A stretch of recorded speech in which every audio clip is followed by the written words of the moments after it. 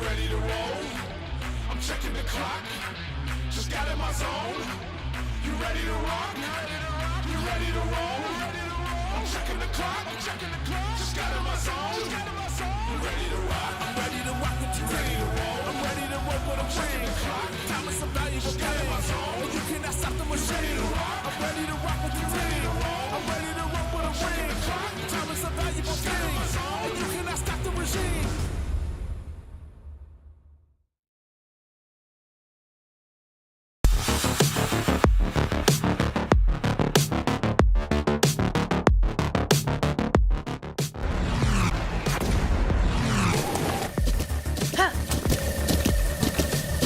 With the Butt Kicker Gamer 2, what you see and what you hear is what you feel.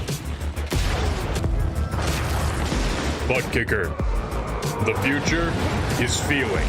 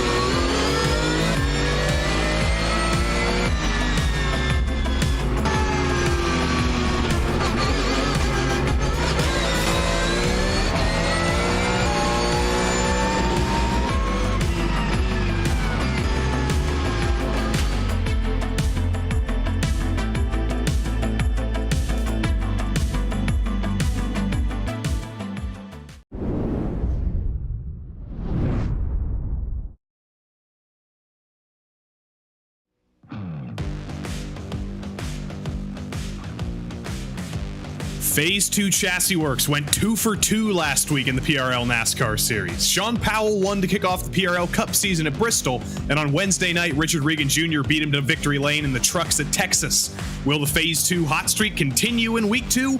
We will have to wait and see. Welcome to round 2, that's a lot of twos, of the PRL NASCAR Cup series, live from the virtual Texas Motor Speedway. Hi everybody, Joey Tebben here in the booth alongside Taylor Burris with our producer Hugo Luis behind the scenes. Taylor, it's round 2. We've expanded a little bit from the short track, the tight confines of Bristol, to the very, very wideness of Texas Motor Speedway. It certainly is. And are you ready for a Texas two-step? Well, this Texas Motor Speedway is going to provide a little bit of exciting racing. A lot of people are mixed reviews about how this current layout of Texas Motor Speedway currently is, but it does provide a lot of great racing action on the iRacing service, as well as also we've seen even for those watching the NASCAR Cup race that is happening currently on Sunday evening right now. So we're going to see how it plays out for our drivers here tonight. Of course, the Phase 2 Chassis Work drivers are the ones to watch here. Can they keep the momentum? But what about the defending series champion, of course, of Trent Dinkle and Abner Acosta, as well as the private label team Hype? They are also ones to watch, as well as they will be battling this season with them. That private label team Hype's got to turn it around soon, and what better way to do it than week 2? Let's take a look at the schedule here. There has been a change. Critically, if you were here with us last week, no longer will the championship finale be at iRacing Super Speedway. Lots of drivers, I think, were very happy that that was put up to vote and that was changed. So we will no longer be deciding the 2022 Season 4 NASCAR Cup Series champion at iRacing Super Speedway. And we also won't be deciding the 2022 playoff champion at iRacing Super Speedway either. Instead, Chicagoland has been placed there at the end of the season, which will be slightly more normal, Taylor, I think, than the other option. But we're going to Talladega next week, so normalcy is not really the name of the game right now. No, in fact, if you think about it, the next 2 weeks are going to be full of chaos. If you think about it, Talladega, a wild card, Charlotte Roval, a road course event where we don't know who could come out on top, and then, of course, wrapping up the season at some 1.5 miles, a couple of short tracks, and then, like you pointed out, at Chicagoland Speedway, another great oval circuit in the NASCAR calendars. And we can take a look at the championship standings. We can take a look at the playoff standings, rather after one race so far this season. Of course, the playoff points accumulated in the previous 3 seasons, those are playing a very big role right now. You can see Abner Acosta, Abner and Trent, both private label Team Hype drivers, despite being beaten last week, they still have a dominant lead over the rest of the field because of their fantastic performances earlier in this year. But look down there on the cut line, it's still pretty close. Zemke and Witt. Zemke's 1 point above the cut line. Witt is technically 0 points above the cut line. And Sumner, Walden, Lou Christian, and even Byron McDonald, they are all in with a shot at making the round of 12. It's really going to be an exciting one. And of course, here at Texas Motor Speedway, we could see a couple of comers and goers coming into tonight's race. And then, of course, like you mentioned, next week at Talladega is going to be another wild card event where someone can guarantee their spot into the round of 12. Texas is a home race for Byron McDonald, actually, just north of the border in Oklahoma. So if he could pull off a win here, advance to the round of 12, I'm sure he would be very, very happy about that.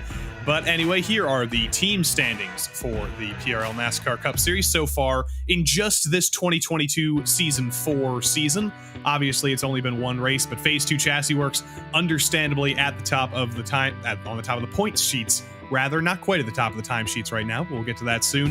OGR Racing with Bentley Glazer, a new name this season to the PRL, not to iRacing as a whole.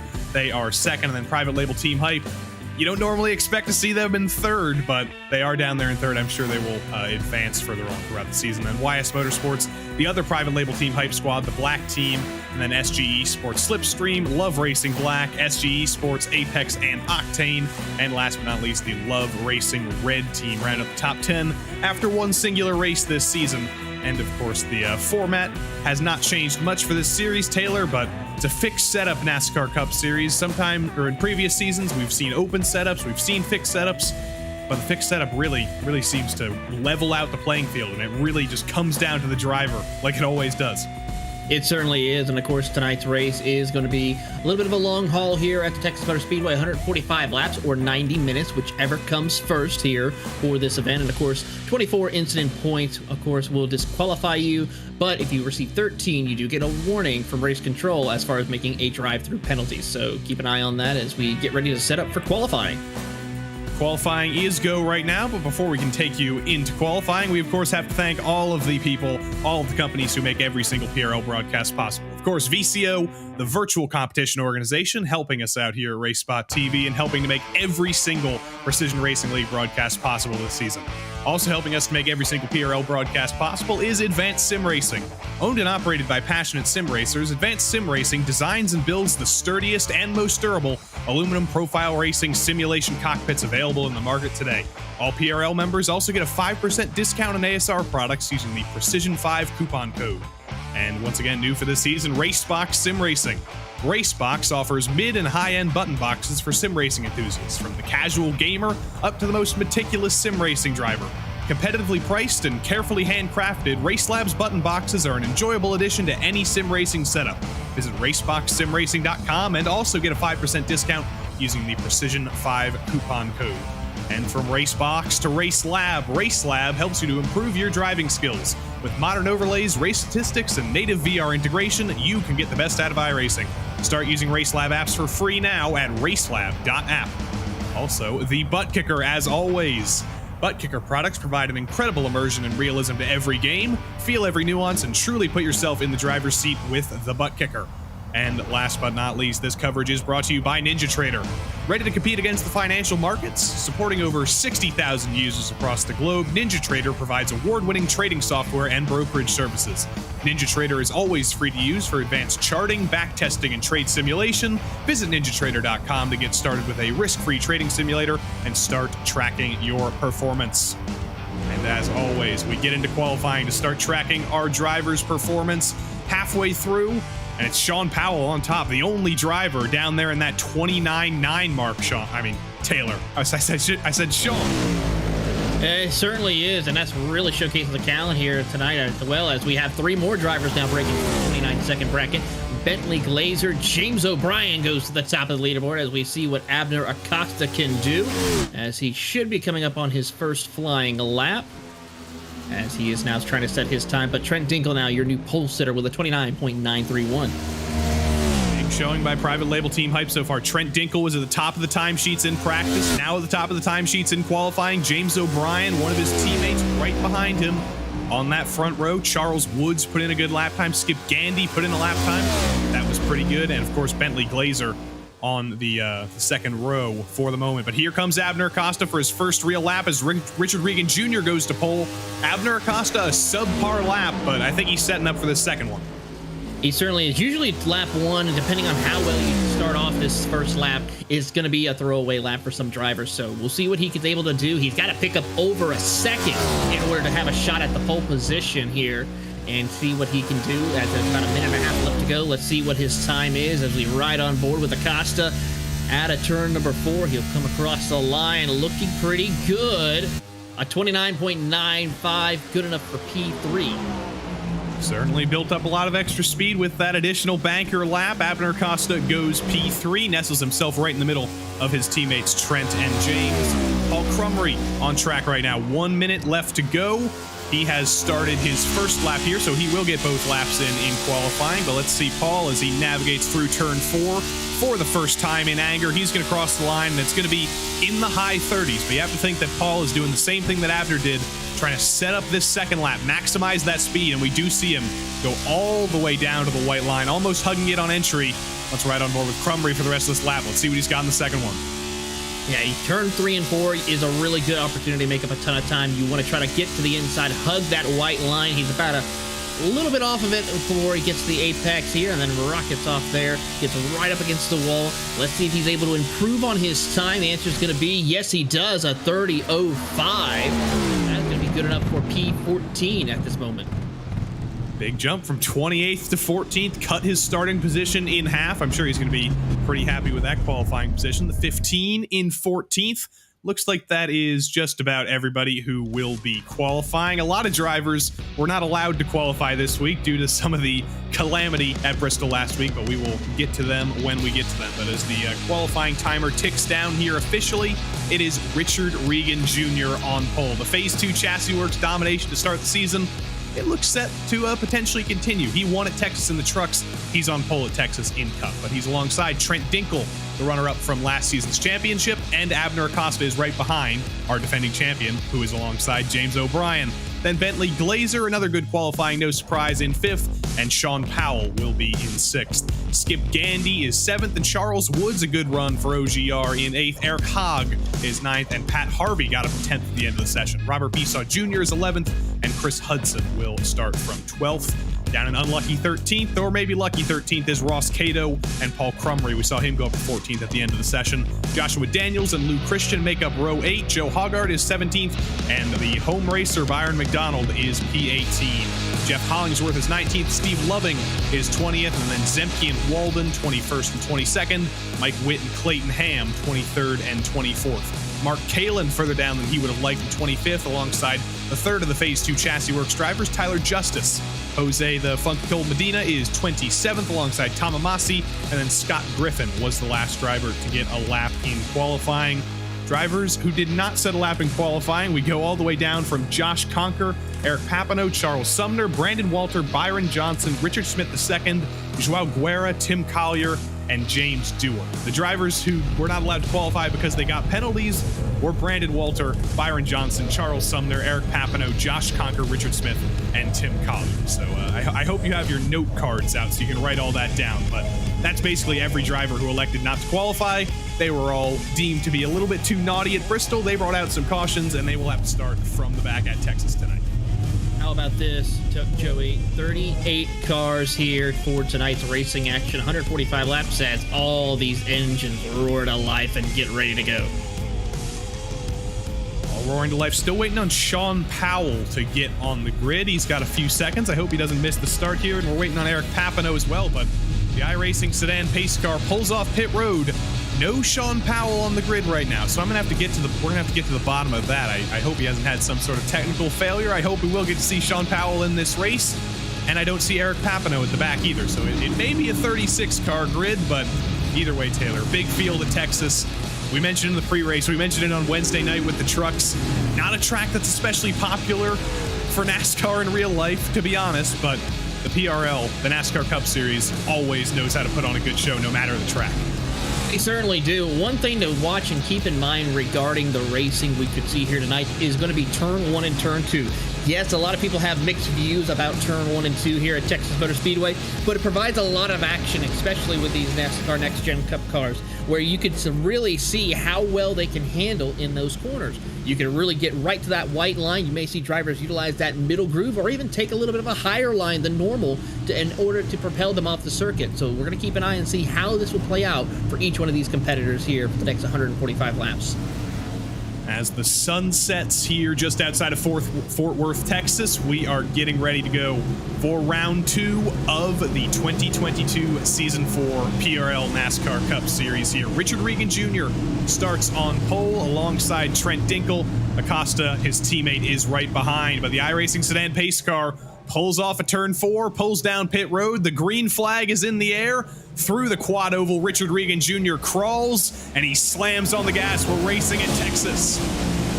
Terrible start by Pat Harvey in the middle of the field. A huge checkup, and it looks like everybody's going to make it through. Not quite. I spoke too soon.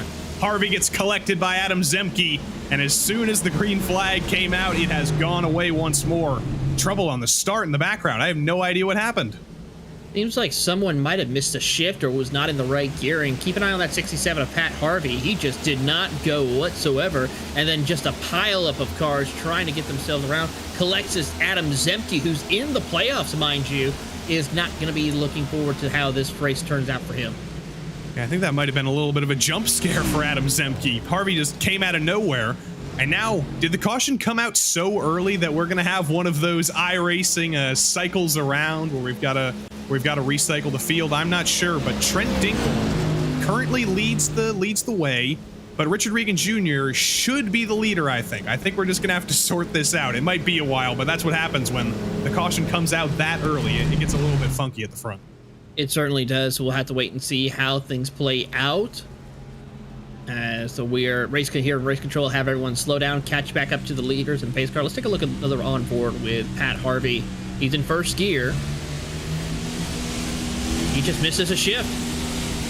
I think it wouldn't shift, and then once he did, it was too late. But that's bizarre. I don't know why it wouldn't shift.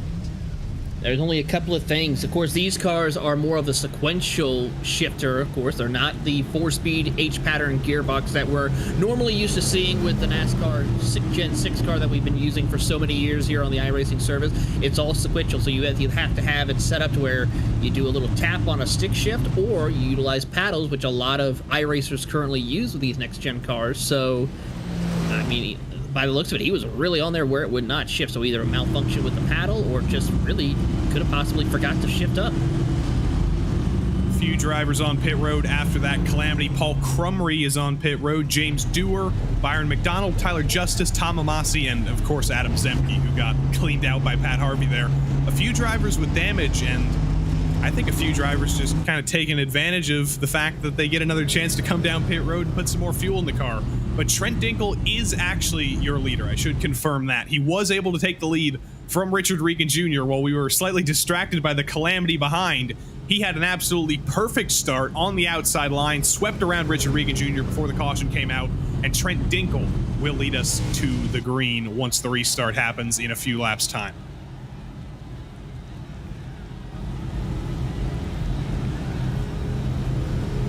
Currently, we have about half a dozen cars that was on pit road. James Dewar, along with, of course, Crumry, Amasi, Byron McDonald, Tyler Justice, Adam Zemke. Zemke probably with the most damage, as he had to get a lot of it fixed from the contact with himself and Pat Harvey, who's still out on the racetrack, mind you, waiting to see if he'll come down pit road to fix his car.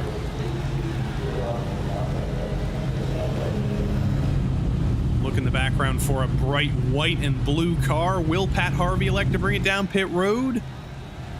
I don't know. We cut away a little bit too early. I couldn't tell. There he is. Pat Harvey still on the racetrack. The pixels in the background are just a little bit too small to differentiate. But Pat Harvey, he says, the side damage I got from hitting Adam Zemke, it's not bad enough for me to have to bring it down pit road. He will stay out on track, and he will hope to minimize his losses after a disappointing start to this race.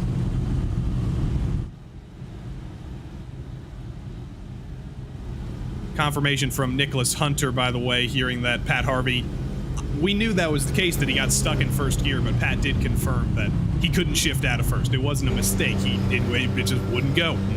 Sometimes we have equipment failures in real life, like we've seen many, many times in the real Cup race tonight, but there's also equipment failures in sim racing, and I think those are slightly more frustrating, if anything. Certainly can be. I mean, if you think about it, we check everything. We've sometimes been already testing and utilizing the stuff for multiple hours or minutes at a time before we even get started with a run. And then all of a sudden, just one small thing could just cost you the chance of getting a good run. And of course, it happened right there with Pat Harvey.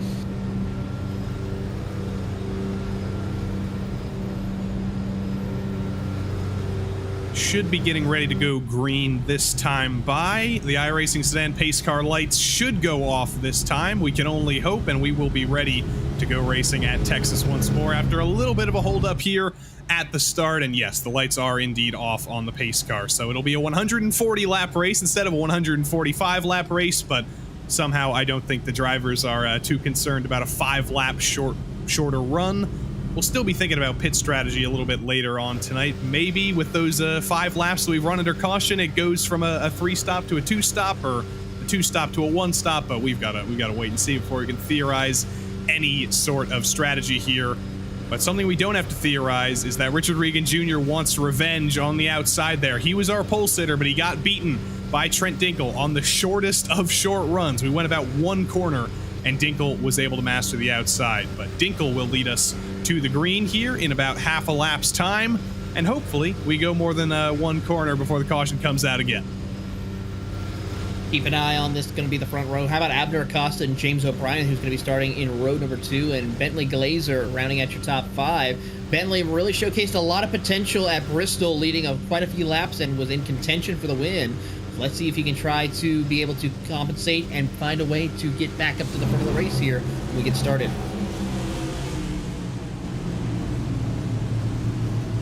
The iRacing Sedan pace car pulls off of the banking once more, and it is Trent Dinkle who will lead us to green here on the first restart, the second start of the race. The green flag is out, and Dinkle goes very, very early. It's a great start by Trent Dinkle. He's got multiple car lengths over Regan already, and Acosta, his teammate, is going to slot in right behind. Beautiful jump right there, as here comes Richard Regan back on the attack. You'll get to the back bumper of Abner Acosta for 3rd place as O'Brien and Glazer watches on as they come off of turn 2. We're going to keep it clean and green as we have a couple of cars battling side by side.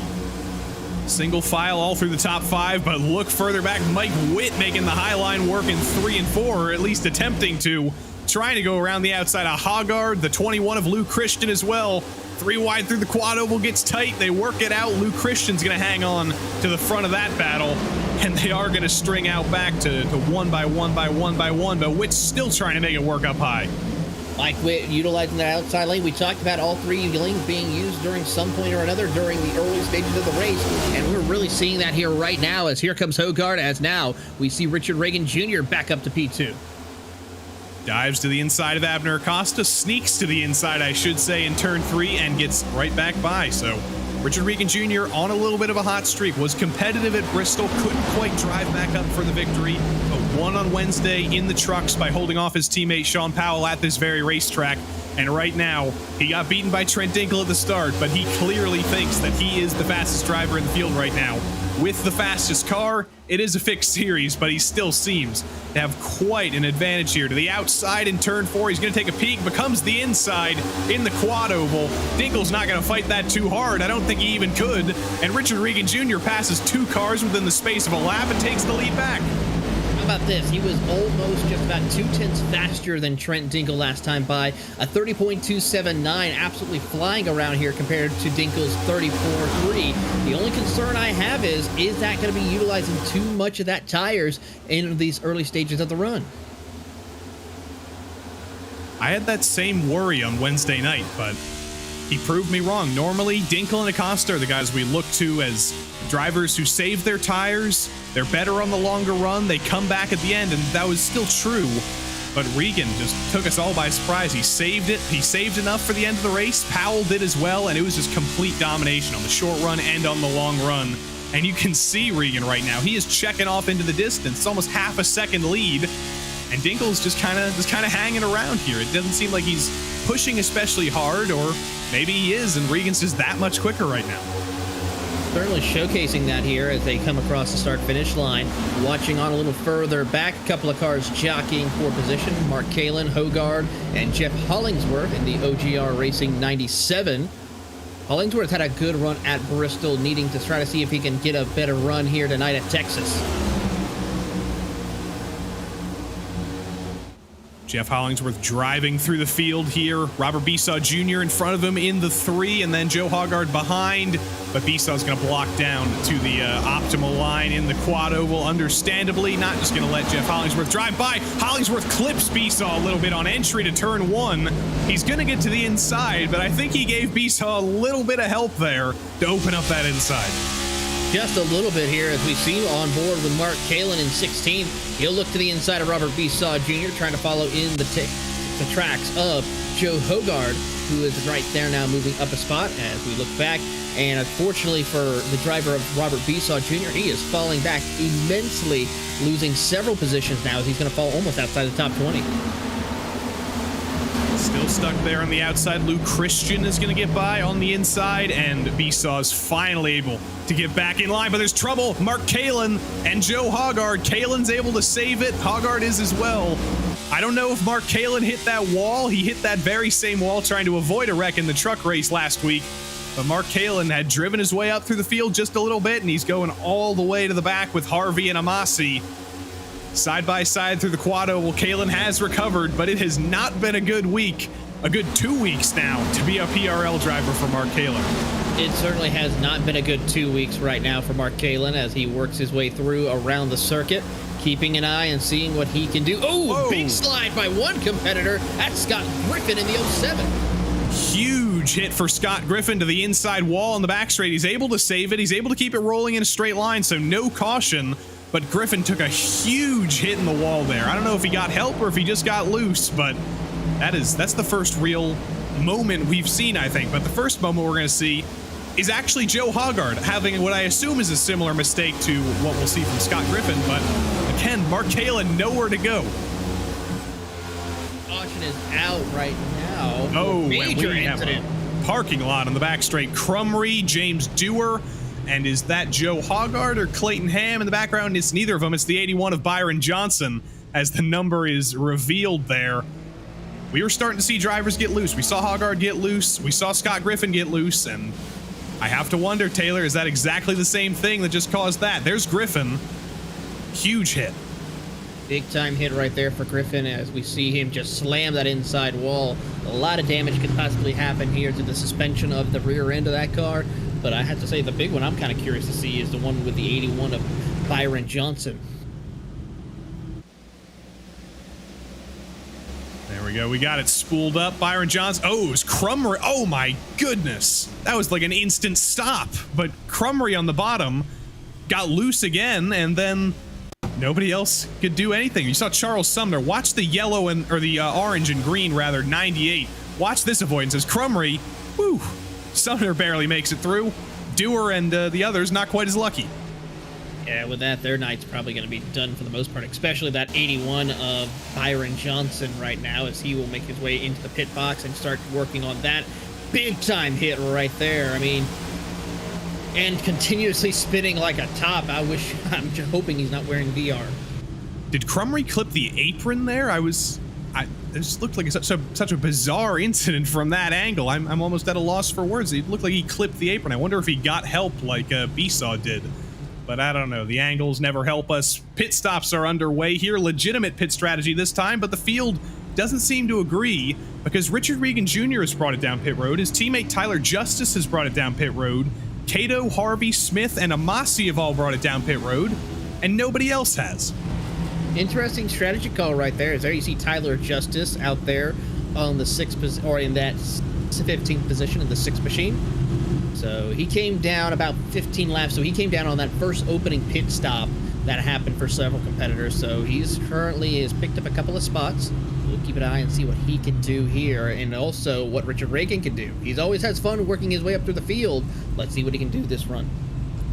going to be having flashbacks to last week when he had to drive his way back through the field. But if anybody can do it, I'm sure it's him. He's had more pace than anybody at Texas tonight and last Wednesday, so this should be exciting to watch him drive his way back up through the field. We're going to ride on board with Tyler Justice for just a moment under caution here. He doesn't seem too concerned right now. He seems pretty happy with his strategy, and he's going hands-free for a little bit. Didn't his mother always tell him to keep both hands on the wheel? I know I went out to get groceries yesterday, and I got the bags a little bit too heavy. My palms are struggling, so if I was Tyler Justice, I'd be doing the same thing. Maybe he carried some very heavy groceries home last night, and he can't touch the wheel without severe pain. Possibly. I hope he's listening to the broadcast. I want to see him like stick his hand up, show us the extent of his non-existent injuries. But anyway, if you couldn't tell, it's hard to fill time under early cautions. But we will go green here in a matter of moments. Taylor, you got to say something legitimate here. I've got us on a tangent. I don't know. That's a pretty dangerous game. Me saying something legitimate. I mean, that's kind of dangerous, I would have to say.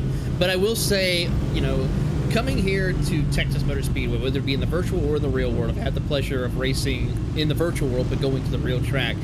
The speeds that these next-gen cars carry around this circuit is unbelievable. They carry so much speed, so much momentum because of just how fast they are. These are some of the fastest times we've seen in the corners here at Texas Motor Speedway, as well as also in currently other forms of racetracks we go to in the NASCAR and Next Gens, because of just how much downforce these cars have. So as we see now with Scott Griffin, he's currently P34, and that W energy machine, he definitely needs to make sure he's going to be okay for this next run because of the hard impact he took.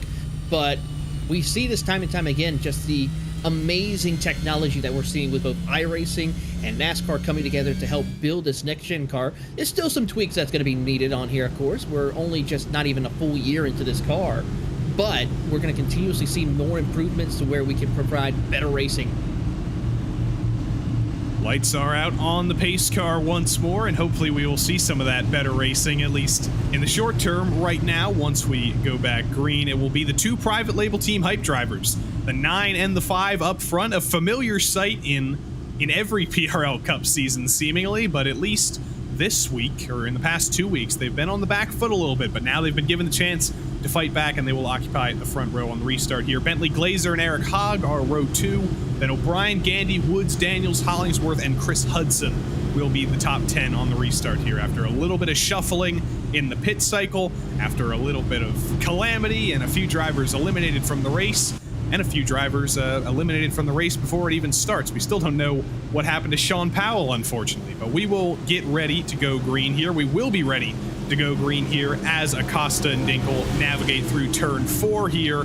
The iRacing sedan pace car pulls off for the second time tonight, and also for the second time tonight, Trent Dinkel will lead us back to green. He's going to hold everybody back, but if it's anything like last time, I think he's going to go pretty early, and he's going to do exactly that. Abner Acosta slots in behind. We're back green at Texas.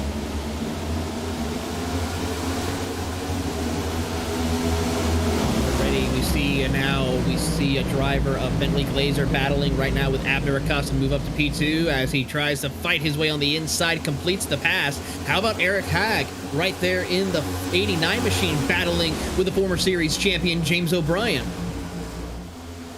And Bentley Glazer has got, 3 wide in the background. Josh Conker trying to work his way forward. Mike Witt and Tyler Justice on the top seems to be in trouble. Very, very close quarters. Mike Witt again getting put 3 wide in this race. They get away with it. So we ride on board with Lou Christian. Everybody is just trying to settle things out, and Witt gets into Conker. Witt gets into the back of Conker. Both of them, I think, are going to save it. Now Justice gets into the back of Witt. Everybody's checking up. There's going to be more checkups down the back straight here. We're 3 wide as everybody tries to recover. Joe Hoggard in the middle, the 51 on top. Brandon Walter trying to get by. It is craziness in the back of the field right now. Craziness, chaos, and excitement all here around Texas Motor Speedway as they come across the line here. Watching on as they see, we're watching and keeping track of Tyler Justice along with the driver Richard Reagan Jr. Currently, they're still outside the top 20. Tyler Justice falling back 2 spots as we watch a little further him slicing his way through, trying to get around Byron McDonald, as well as also another car that is going to be Joe Hogard as well, as he just tries to find the openings he needs to come around and take the positions. Looks like a pace lap back here, just at far higher speeds. Tyler Justice can't figure out where to go as McDonald and Medina are kind of blocking the way a little bit. Richard Regan Jr., you see that bright yellow and black 56 as well. He's on the freshest tires of anybody. He's trying to get back forward. He almost gets into the back of the 12 of Ross Cato. He's trying to drive his way forward. He knows he has the advantage, but there's just too many cars in the way. He can't find a way by. He certainly can't now, as he's kind of in a little bit of a train block right now as he tries to find his way around Ross Cato and Waldo Walden as they work their way out of turn 4 across the tri-oval. They will go, but a good opportunity for him as he is under pressure from Josh Conker to the inside. He'll look of Ross Cato, and a little bit of slight contact right there between the 51 of Joao Guerrero as he'll go up the racetrack.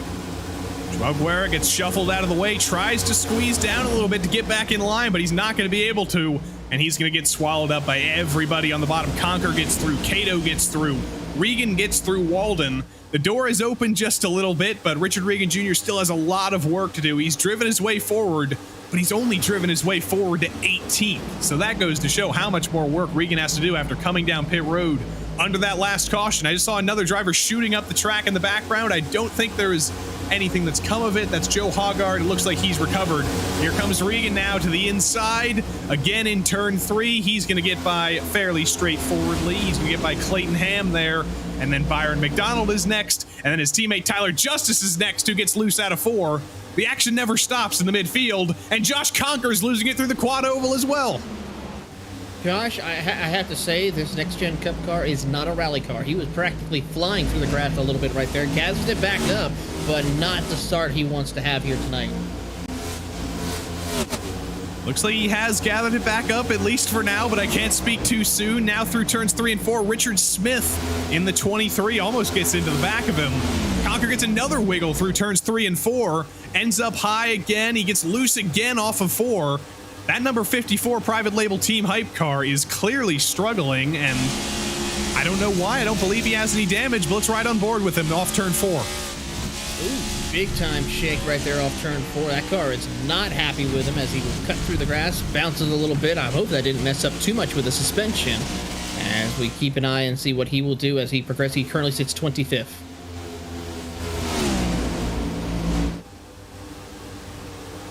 Things have settled down slightly more further back in the field. I say that after we just saw Mark Kalin in side-by-side getting a little bit loose, but it's a little bit more of a calm train back here. Further forward, Tyler Justice's fall through the field is still in a 1-by-1-by-1 train, but there are definitely some comers and goers right now. Richard Regan is certainly moving his way through the field, and Tyler Justice is just struggling a little bit on what should still be fresher tires than anybody else other than Regan and a few others. But there he goes, huge slide off of turn 4 again.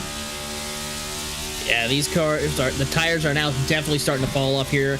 Normally you would see a fuel run anywhere between 60 laps or so around here at the Texas Motor Speedway, but the tires, they're not going to last that long. They have to be so careful of how much the input they have to put in order to go and have a shot of making it through a full fuel run here tonight. And up front, the action hasn't stopped either. We saw Bentley Glazer get by Abner Acosta on that restart. It was a decent restart by Acosta. Glazer just drove by him through turns 1 and 2, though. Now Acosta has gotten back by, and he will rejoin his teammate Trent Dinkle at the head of the field. But we're still riding on board with Tyler Justice here. That car, it just looks evil to me. It looks like it's tight in the worst places, and it's loose in the worst places, too. Certainly showcasing that here tonight as we are currently seeing Tyler Justice look to the inside of Jose Medina in the Love Racing number 24 machine. Mike Witt just up ahead. Gets a great run off corner exit, but loses it again as he tries to gather it back up. Still races hard and tries to complete the pass. We called turn 4 Kalen corner last season because Mark Kalen was the driver who was getting loose every single time out of it. Now we've got to call it a Justice corner because every single lap, it's almost guaranteed. It's just going to be a big loose moment by Tyler Justice out of 4. I don't know if that was a shift that he just did or a slap of his rig, but let's watch him off of turn 4 here. The number 6 to Tyler Justice, another overcorrection in the mid corners. Medina gets to the outside, and there it is again. Justice corner strikes again.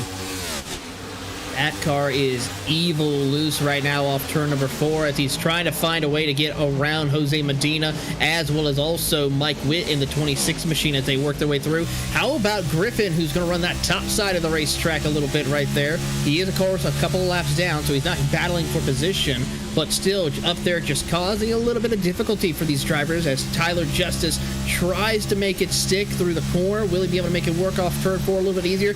No! Still loses it off turn 4. And it's getting worse with every single lap. How do you fix that? That is a question for the ages for every single driver. Once you start getting loose like that, it just seems like it's an endless cycle of you're heating up the tires and then they never cool down. And Tyler Justice has to find a way to break out of the endless cycle, but it's called endless for a reason.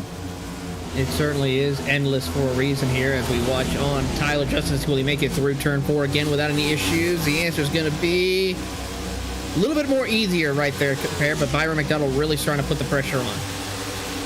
And while we've been focusing on Richard Regan Jr.'s teammate here in his struggles at the back of the field, Richard Regan Jr. has driven his way up to 3rd place in this race. He restarted in the 20s. He has passed so many cars. He has rocketed his way forward. Richard Regan Jr. is currently P3, but we can't look away from all the drama on the back straight here. Everybody at the back of this field is struggling. Charles Sumner, we saw him get loose out of turn 2.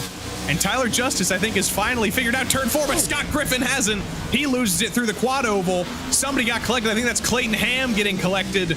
Ross Cato might have been collected as well. No, it wasn't Ross Cato. Jose Medina ends up on the pit wall. But Scott Griffin, multiple laps down with a repaired car. We were talking about his drive forward, and he appears to have either lost it or got some help through the quad oval. And Jose Medina gets destroyed in the process. Tough break for Jose Medina. Almost as just as tough as a break as the Cowboys football team right now, I have to say.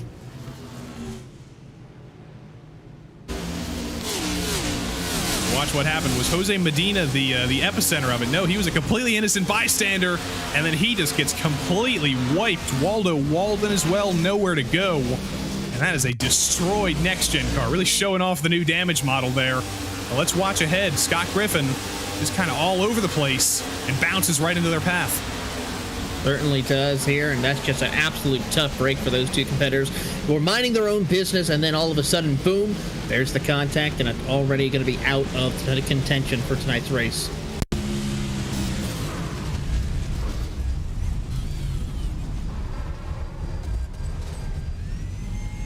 A couple of big hits there for Jose Medina. Just car completely unsighted, ends up directly in front of you. He looks like, oh, I'm going to get through it. Nope, not quite. And then you can see up on top, Justice and McDonald got through. Clayton Ham, unfortunately, was not so lucky in his swerve to avoid. He ended up in the outside wall. But everybody does bring it down pit road, other than Richard Regan and Ross Cato, who pitted under the last caution.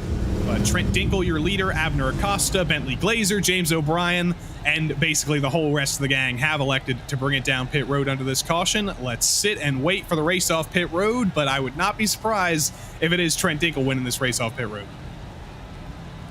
It certainly looks like to be the case as they race their way down. It is going to be Dinkle, Acosta, then, of course, Glazer, your top 3. But Richard Regan Jr. and Ross Cato decided to stay out. I worry that they're going to be kind of sitting ducks here. They're only on 20 lap older tires, which it's not that much older in the grand scheme of things, but when everybody else in the field is on newer tires, we saw how much better Richard Regan Jr. was driving his way through the field when he had a similar advantage. I don't know how this is working out for Regan and Cato. They must be thinking about the long game here. There's only so many sets of tires you get, and there's still 108 laps left in this race. So if we keep getting cautions at the rate we have, you've got to start thinking about that tire set limit. You certainly have to indeed, and of course, I think that's why Regan is playing a little bit of the long game right here.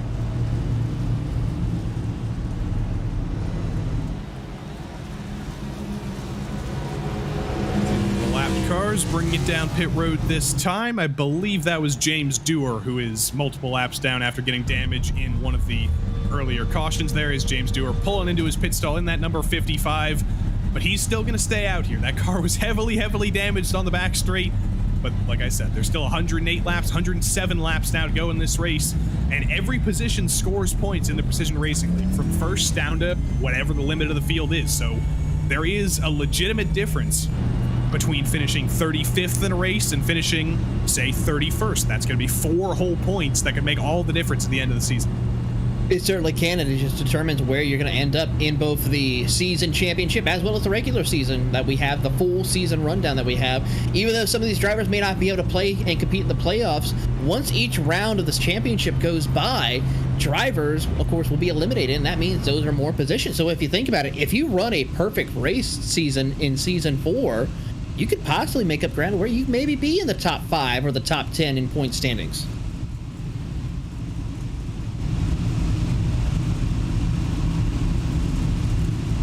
Getting ready to rack everything back up here. Richard Regan Jr. and Ross Cato will be a pair of older tire runners at the head of this field on 20 and 19 lap older tires than the rest of the field, respectively. And then it's interesting to see on the sidebar right now, by the way, that there's a lot more Chevys in this field than I thought. It's always been a Chevy dominant series, the PRL NASCAR Cup Series, but it's really showing itself tonight. That's a lot of Camaros, Taylor. A lot of Camaros. Out of the 16 in this field that you see on timing and scoring, only 3 of them are either a Toyota or 2 Fords, and that just shows the domination that the Chevy manufacturer has here in this series.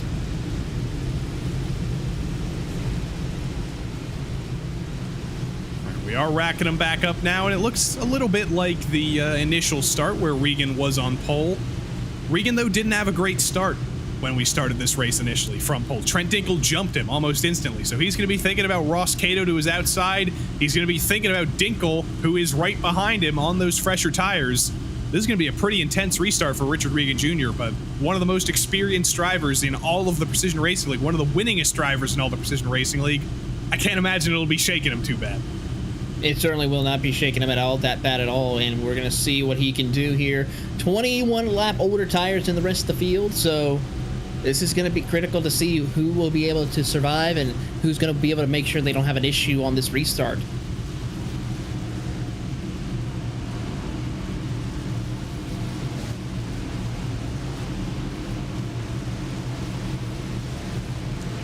Here we go again. 105 laps left in the race. Once we cross the line, the iRacing Sedan pace car now pulls off for the 3rd time tonight, and it will be Richard Regan Jr., as mentioned, at the head of the field. He waited a pretty long time to start initially. Trent Dinkle's been more of an early restarter, but as the green flag awaits Regan, it's a far more Dinkley start for him. He goes early, and he goes quickly. Ross Cato on the top is going to get swallowed up, I think, on those older tires, but at least for now, it's a perfect start for Regan. It certainly is. He has about a car length advantage over Trent Dinkle right here as they work their way off corner 2. And as they head down the back straightaway, Abner Costa is going to try to swallow up Ross Cato quickly as possible as they work their way through to the inside. Glazer will follow through as we see the battle for the 6th spot between Eric Hagg and James O'Brien. Eric Hogg snuck to the inside there, James O'Brien, but made it work, didn't get up into him, and Eric Hogg will be up into the top 5 here in a matter of moments as Ross Cato is just running that high line. If anything, he's just trying to get out of the way. He knows he's on a suboptimal strategy right now, and he's just causing as least trouble as he can right now. He's doing a very good job of it, but they're going to go 3 wide into turn 3 here between Daniels, O'Brien, and Ross Cato. They sort it out. Josh Daniels ends up winning that little battle, and Abner Acosta and Trent Dinkle have both cleared Richard Regan Jr. now for the lead. The fall of Regan, the fall of Cato, the rise of private label Team Hype. As they're back up to the front of the field here, we're going to watch and see what will happen as now Richard Regan Jr. has now to be in damage control. He has to be a little bit competitive, stay up towards the front of the field, but not get caught up in any miscues or make any mistakes to where someone can make contact with him and cost him the chance of getting involved. He'll slide up in front of James O'Brien behind the 77 of Joshua Daniels, first time he breaks into the top 5 tonight.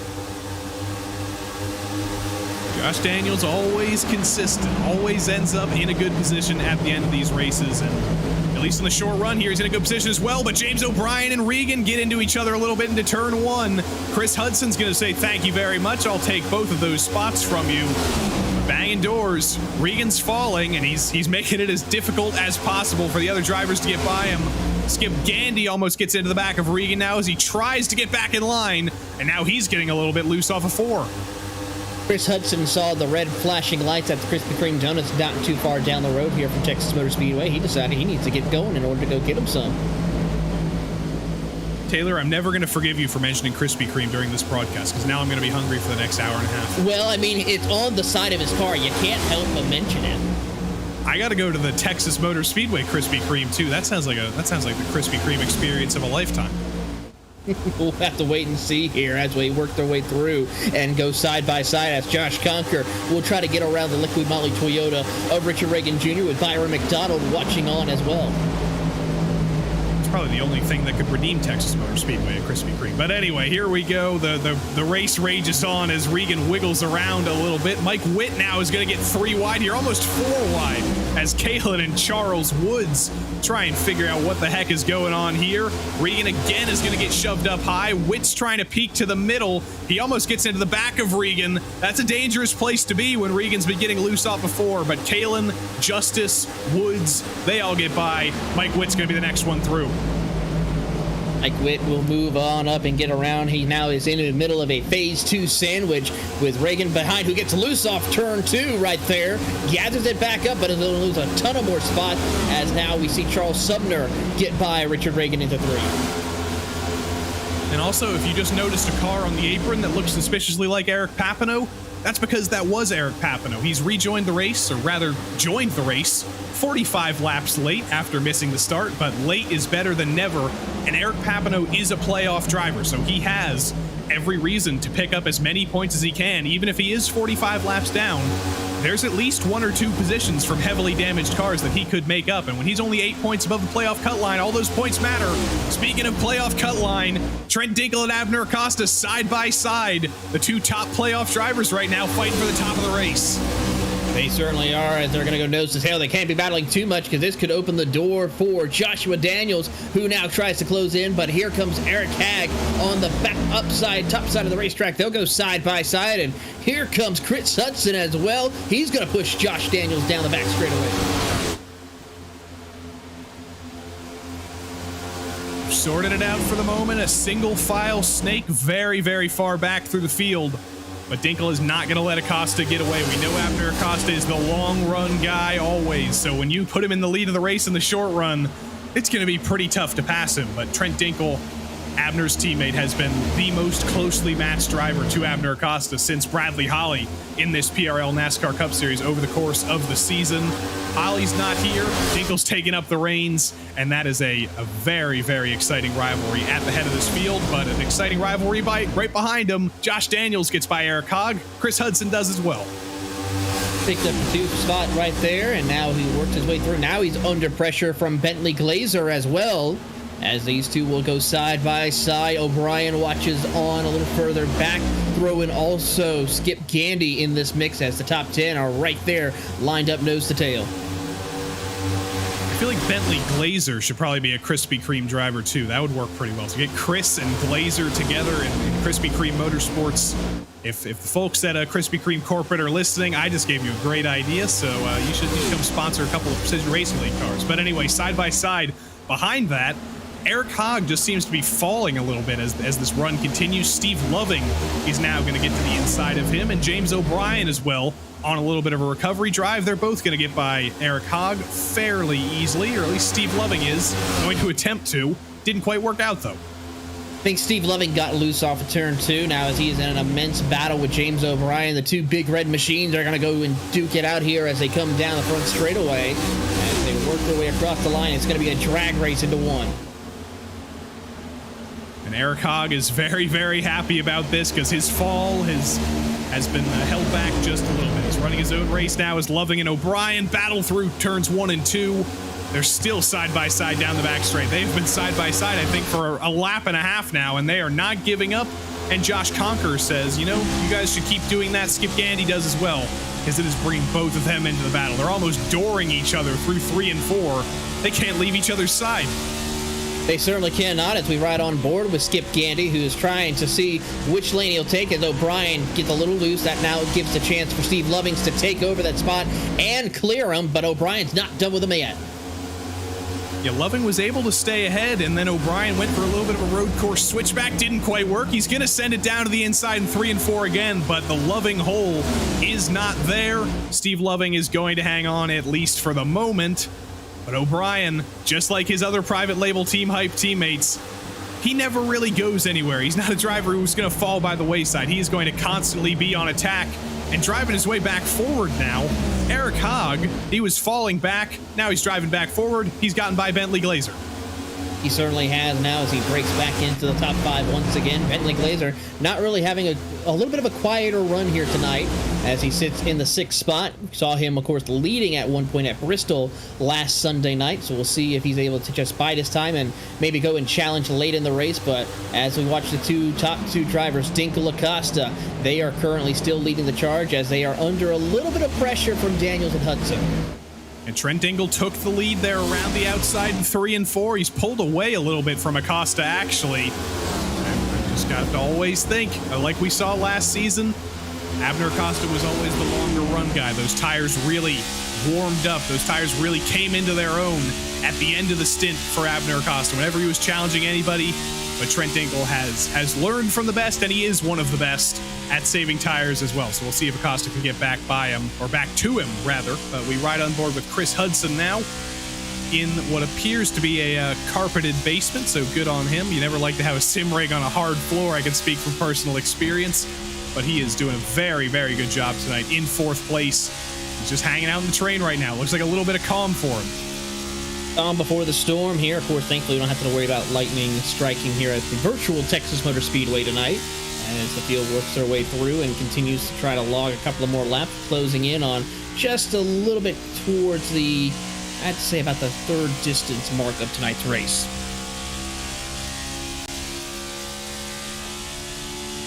You inspired me to check, Taylor, if the actual Cup race is over yet, and I think it just ended like a minute ago. I won't spoil the results if anybody has been DVRing that because they want to watch the PRL Cup race instead, but I think that race has finally come to an end after a distance that's probably longer than a lot of endurance races.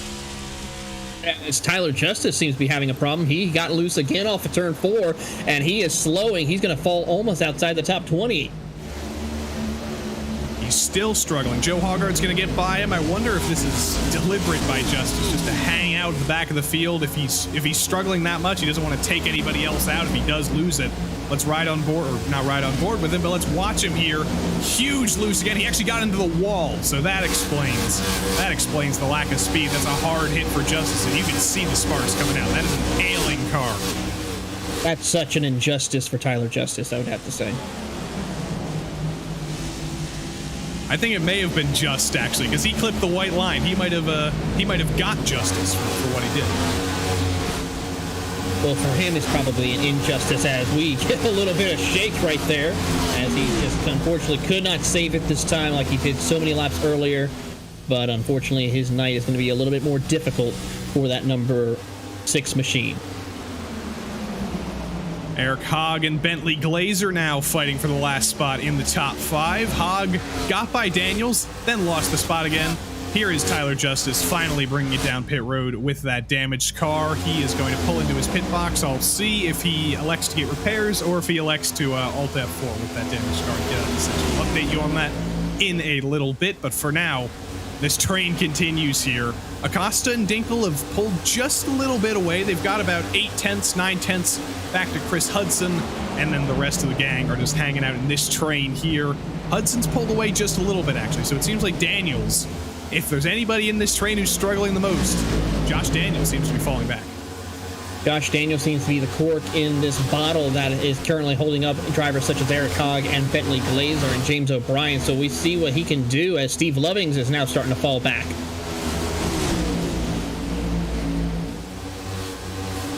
Jeff Hollingsworth.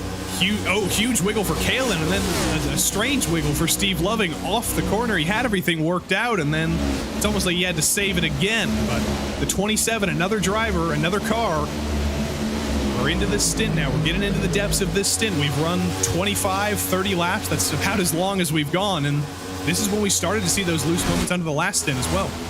We certainly have, and we can report Tyler Justice has taken it behind the ball. He will join Paul Crumry, and Byron Johnson as out of the race officially. That's all 3 points for Eric Papineau, who joined late. So when he's 8 points above the cut line, he's going to have a bad race guaranteed tonight with rejoining the race or joining the race 48 laps down. Those 3 points could be critical once we eliminate somebody, or we eliminate 4 drivers from the playoffs in 1 week's time after Talladega. Eric Hogg again has gotten shuffled out of the way. Now James O'Brien is going to be the driver to his inside. Hogg gets a little bit loose on the exit of 4 as well. That transition still catching drivers out even at the head of the field. James O'Brien is on the scene. He's going to peek to the inside, but Hogg closes the door. Hogg does close the door on James O'Brien, who's trying to find a way. The Firelight Ford versus, of course, the private label Chevrolet as they head down back straightaway. Glazer leading ahead of them just a little bit as we watch these two jockey for position.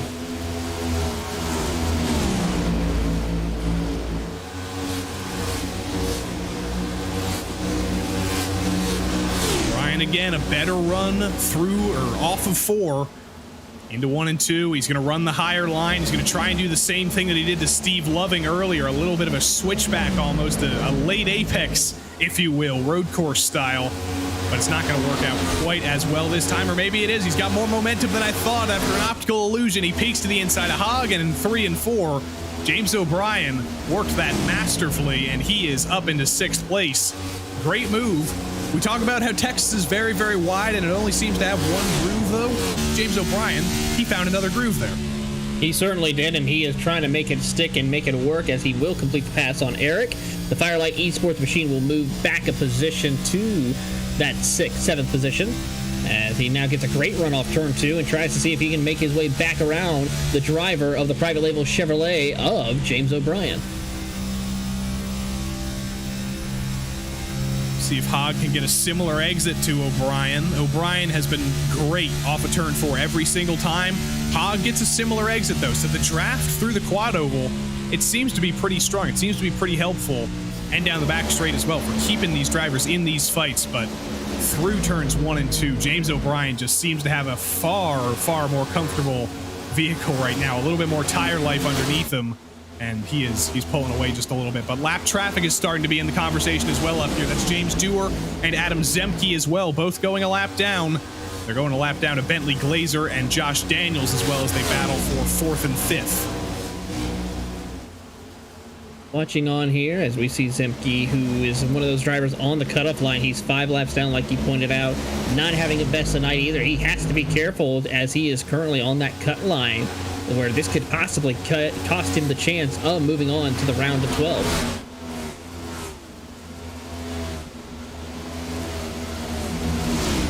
Ryan through Dewar easily. Look in the background. The fights still continue. We're single filed out a little bit up front, but this mid-pack to back of the pack has always been providing the entertainment tonight. Waldo Walden is moving his way back through the field after getting collected in a caution early on. He's fighting with Mark Kalin. He's fighting with Byron McDonald. He's fighting with Jeff Hollingsworth. And they're almost going to go 3 wide as the caution comes out on lap 69. Waldo Walden loses it on exit. I think he was trying to slow down because the yellow came out. And Waldo Walden wrecks under caution.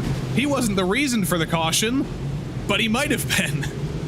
Richard Reagan Jr. was the one who spun off a turn 4 to bring out the caution officially here, but unfortunately Waldo Walden gets some severe damage. You see the tires shaking as we'll take a look here at the replay of Reagan Jr. Just loops it off 4. We've seen those loose moments with his teammate Tyler Justice, but that was the worst one of all on the oldest tires of anybody. And then Waldo Walden, I almost hate to look at it because it's I'm sure it's embarrassing for him, but I think he got surprised by the caution coming out, slammed on the brakes, and he lost it and hit that wall.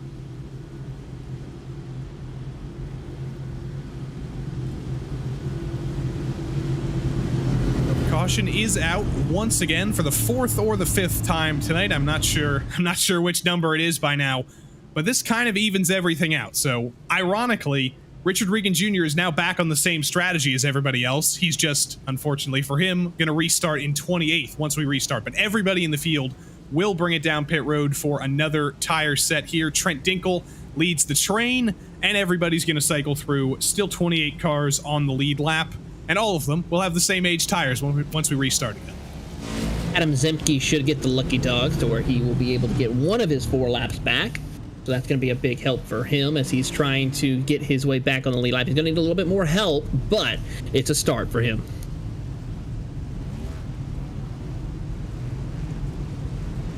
Race off pit road, easy times for Trent Dinkle this time. Abner gave him a little bit more of a fight on the last race off pit road, but Dinkle easily wins that one. Chris Hudson comes off third. Glazer, O'Brien, Daniels, Hogg, Gandy, Conker, and McDonald are the top 10 leaving pit road. Richard Regan Jr.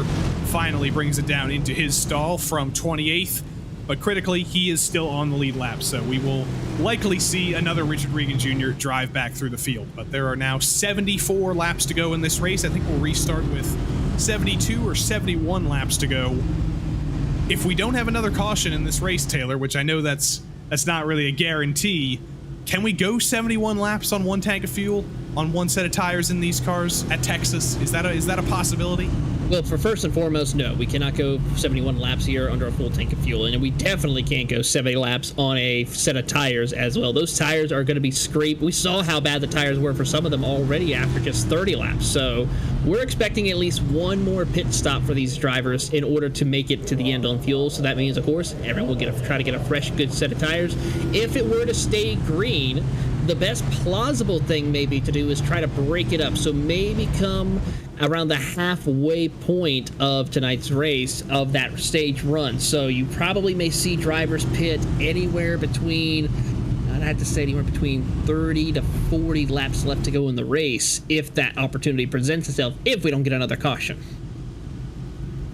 And the truck race on Wednesday night on that point was won by a green flag pit stop. It was won by Richard Regan Jr. doing just a 2-lap undercut on his opponents, but it worked out incredibly. He jumped them all, and he was able to hold off everybody else up front from just 2 laps on fresher tires. So I'm sure he's going to be thinking back to Wednesday night. He's going to be thinking about what he has to do to move his way up from 28th.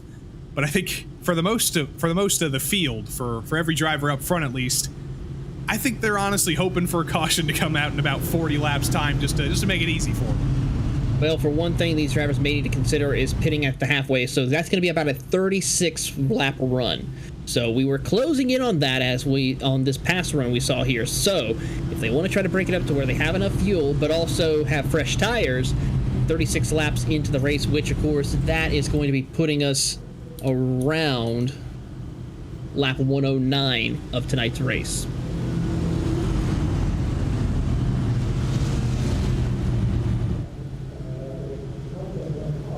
Will we get to lap 109 under green, or will we get to lap 109 under caution? We'll have to wait and see, but the iRacing sedan pace car lights are now off.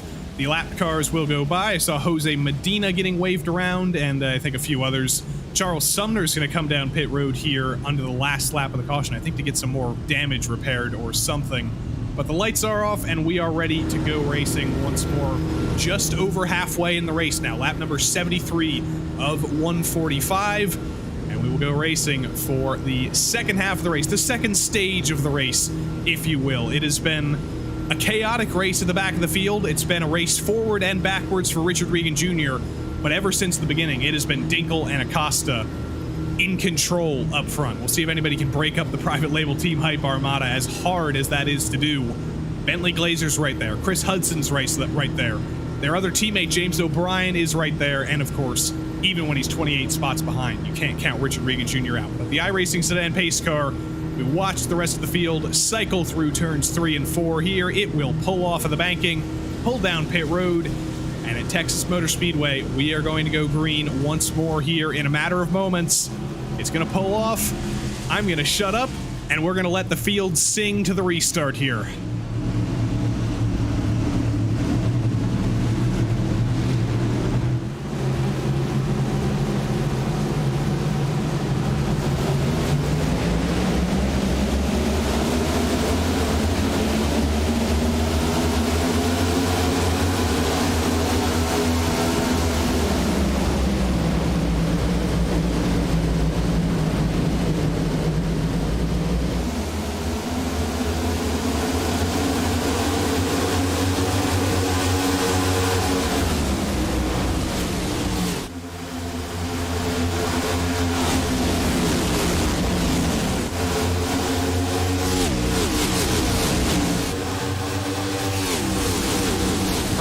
restart by Trent Dinkel, as it seems like he always does, as he's always done tonight in this race. He's pulled about half a second back to Abner Acosta, but further back, Byron McDonald trying to move up early on the outside, trying to get around the outside of Skip Gandy. He's up into 8th, side by side with Skip Gandy in turns 3 and 4. Almost 3 wide. Eric Hogg and Josh Conker fade out, but McDonald's not giving up on the high line. He certainly is not, and he's going to try to propel himself off corner exit. Clears, not quite yet on Skip Gandy, as they'll still stay side by side. Watching on, of course, you see Josh Conker, who's also in this battle for position, throw in the 89 machine of Eric Hogg as well, as they still try to work that outside lane, along with Jeff Hollingsworth trying to get some momentum done on that outside lane. Josh Daniels to the inside of James O'Brien. The 2 red cars at the head of your screen. Daniels backs out of it, but McDonald and Gandy behind them. That battle's not over yet. Byron washes way up out of turn 4, though, and I think he is going to have to back out of that now. He's going to have to fall out of it, whether he likes it or not. Hogg's going to get to the inside of him as well. Conker's going to try and take advantage of that as well, but he's really trying to make the outside work in 1 and 2. It is, but I fear for his tires in about 10 laps time. Certainly is the case here as we watch on these drivers trying to jockey for position here and continue to watch on as we watch a little bit further back, keeping an eye on this battle of McDonald trying to get the outside running. Now it's going to be Conker peeking to the inside, now to the inside. He was peeking to the outside, and Byron McDonald is now the driver who is back on the outside. Conker behind Hogg. He's going to get a little bit of draft from Eric Hogg, actually, down the back straight here. Lots of drivers just trying to peek out for that last second move to the inside. And if the door is open like it was for Steve Loving, that move can work. But Eric Hogg not able to get by Byron McDonald just yet.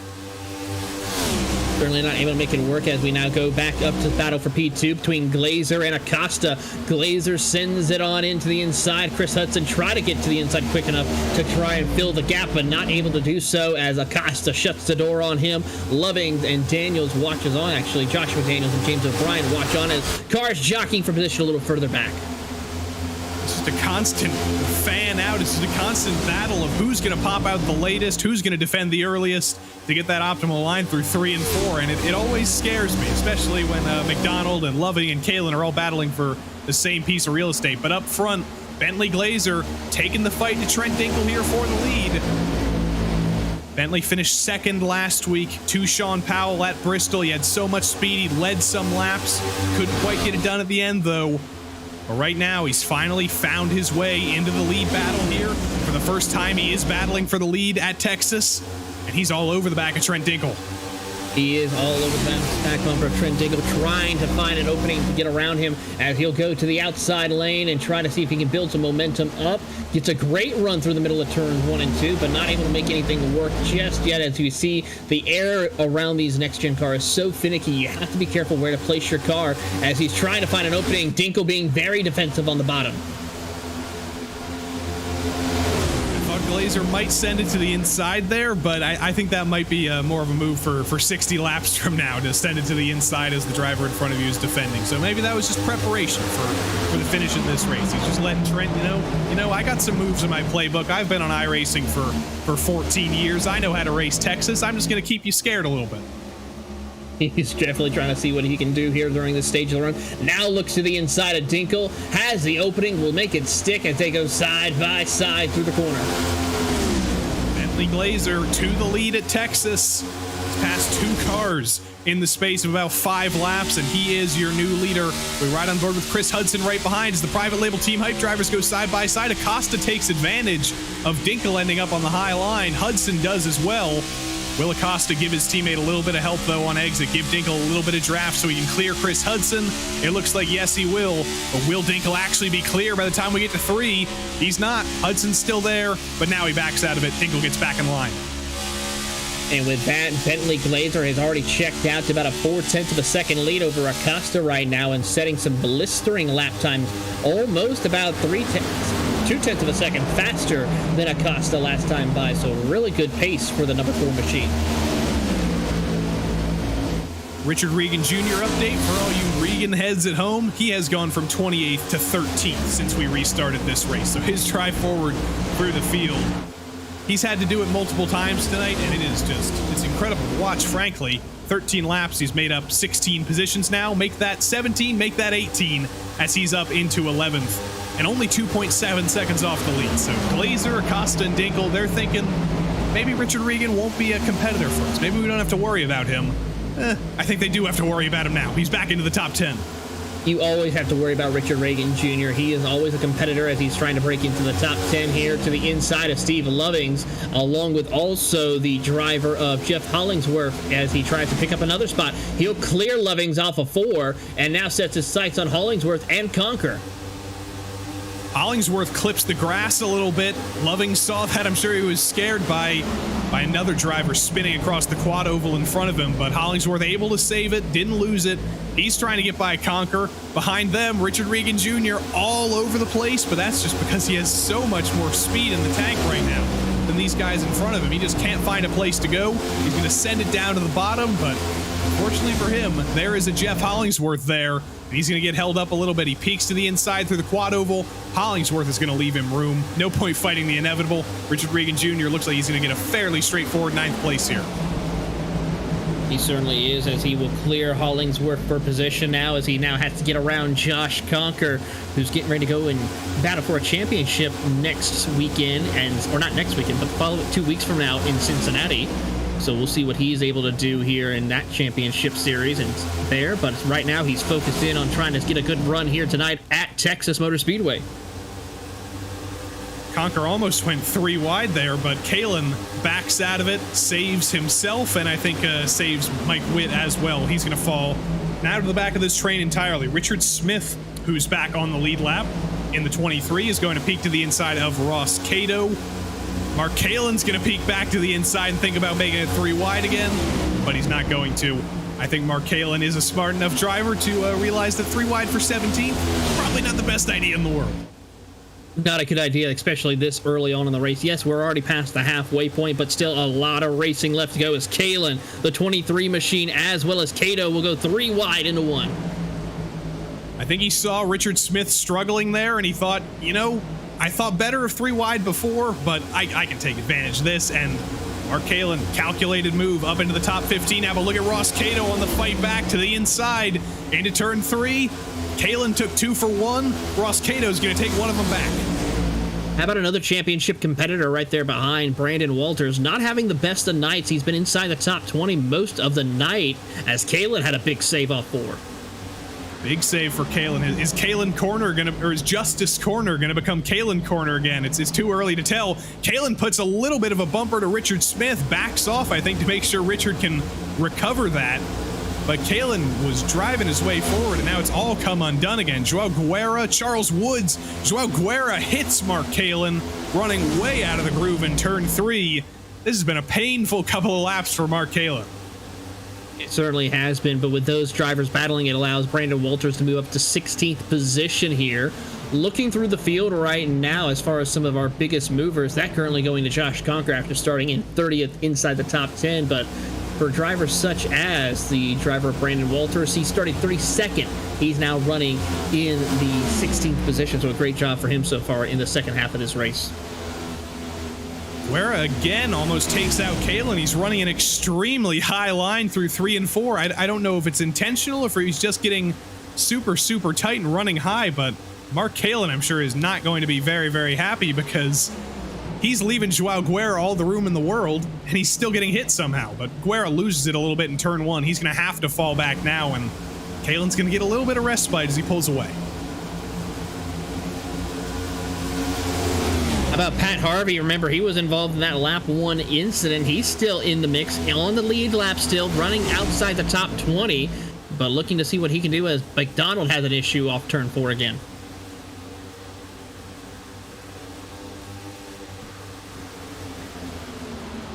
I think James O'Brien might have had a slight loose moment, but also up front, Abner Acosta has chased Bentley Glazer back down, and we have a new leader as the private label team hype drivers both follow each other through. Bentley Glazer led a couple of laps, but on the long run, never count out private label team hype, and Bentley's actually getting a little bit loose. Those tires are coming undone underneath that car, and there was definitely contact with the wall there.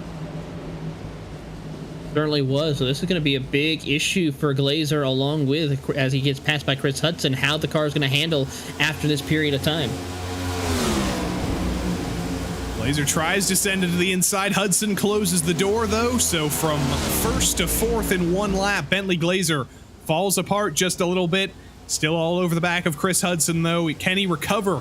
Can he get back that advantage, that pace that he had before, and fight back from this setback? Let's see. Through turns 1 and 2, once again, it looks like that car's just falling off a little bit to me. On off just a little bit indeed, as we keep an eye on the competitors here, as the Acosta and Tinkle train is starting to pull away now, stretched it out to about 0.8 of a second, or actually make it a little bit further than that, my apologies. It's about 0.6 of a second now between Chris Hudson and your top two. Yeah, 24, 25 laps on this set of tires. You wouldn't normally think that was an especially long run, but tonight it has been, and this is about when the tires have started to fall off, and Acosta and Dinkle, I feel like I repeat myself all the time when I say this, but that's just because it's true. They are the best at tire saving in this series, and that's why they've been able to pull away this lead once lap 25 has struck. But further back, there is no actual respite for Mark Kalin, and Joe Hoggard has spun off of turn 4 and brought the caution out once again. We've had about equal to the longest run we've had so far tonight, and once again, once the tires start to go off, it has been a struggle, and it looks like Joe Hoggard is the next driver who has been bitten. Did he get any help by BSaw? No, he didn't. He was already losing it halfway through the corner. He certainly was, and almost saved it, but unfortunately the Yellow Stripe Motorsports machine loops it around off 2 and nearly gets collected by a couple of other cars, but were they able to dodge quick enough? As we now have to make a decision. I think it's safe to say everyone's coming down pit road, but how many sets of tires does everyone have left? We definitely know that Richard Regan Jr. has more tire sets left because he elected to stay out under one of those previous cautions. So as everything is cycled out, has this finally worked in Richard Regan Jr.'s favor? We're going to bring everybody down pit road once again. And Taylor, you were exactly right. I see nobody staying out. A few lapped cars, of course, are staying out to get waved by. Scott Griffin is going to get one of his 40 laps back, but everybody else is down pit road. For your race leaders, this is about 2 times that they've been on pit road, so they have already used tires for the last 2 times. Will this be a third? Yes, it will be. So they have one more set at least left for your drivers, as Acosta gets up on the jacks and tries to get done with his pit stop as quickly as possible. Charles Sumner, the last car to stay out on the racetrack, as he will lead them to the green flag unless he decides to come down pit road. Chris Hudson might have just beat Trent Dinkle off of pit road. It was close at the line. It looks like Trent gets to hang on, though. It was very, very close. It was a great stop by Chris Hudson. Wasn't quite great enough, unfortunately, for him. He will restart in third behind Acosta and Dinkle, or at least we think it'll be third, unless Charles Sumner elects not to bring it down pit road, which he's never a driver to shy away from an alternate strategy, so it's certainly possible that Sumner might stay out, but we'll have to wait for about 20 more seconds, and considering he is below the white line here, I would have to imagine he's not going to be staying out up front. I would think so either. It'd be too much of a risk on the restarts here with that much tires degradation on his car, and that would just cause too much chaos in this restart.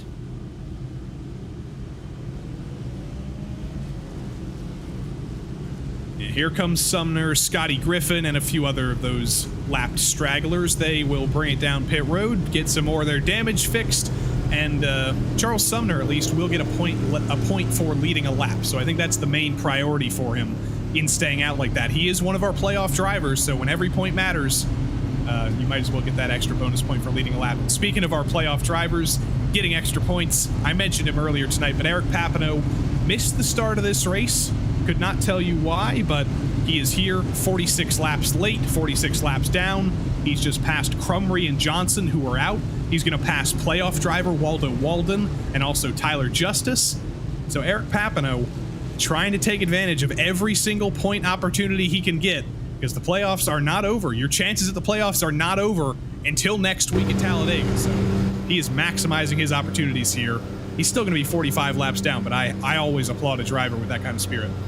Well, the good news is for the driver of the 37 machine, looking at how things are right now, he could possibly, depending on how much damage drivers such as Zemke's, Dewars, Clayton Ham, and Jose Medina have damage, and how if they continue racing here tonight, he could possibly get up as high as 28 just by how the laps are. Now, for anybody else, someone would literally have to have an incident right now before we take the green flag, but so far no one else is looking to be set to go that way at this time.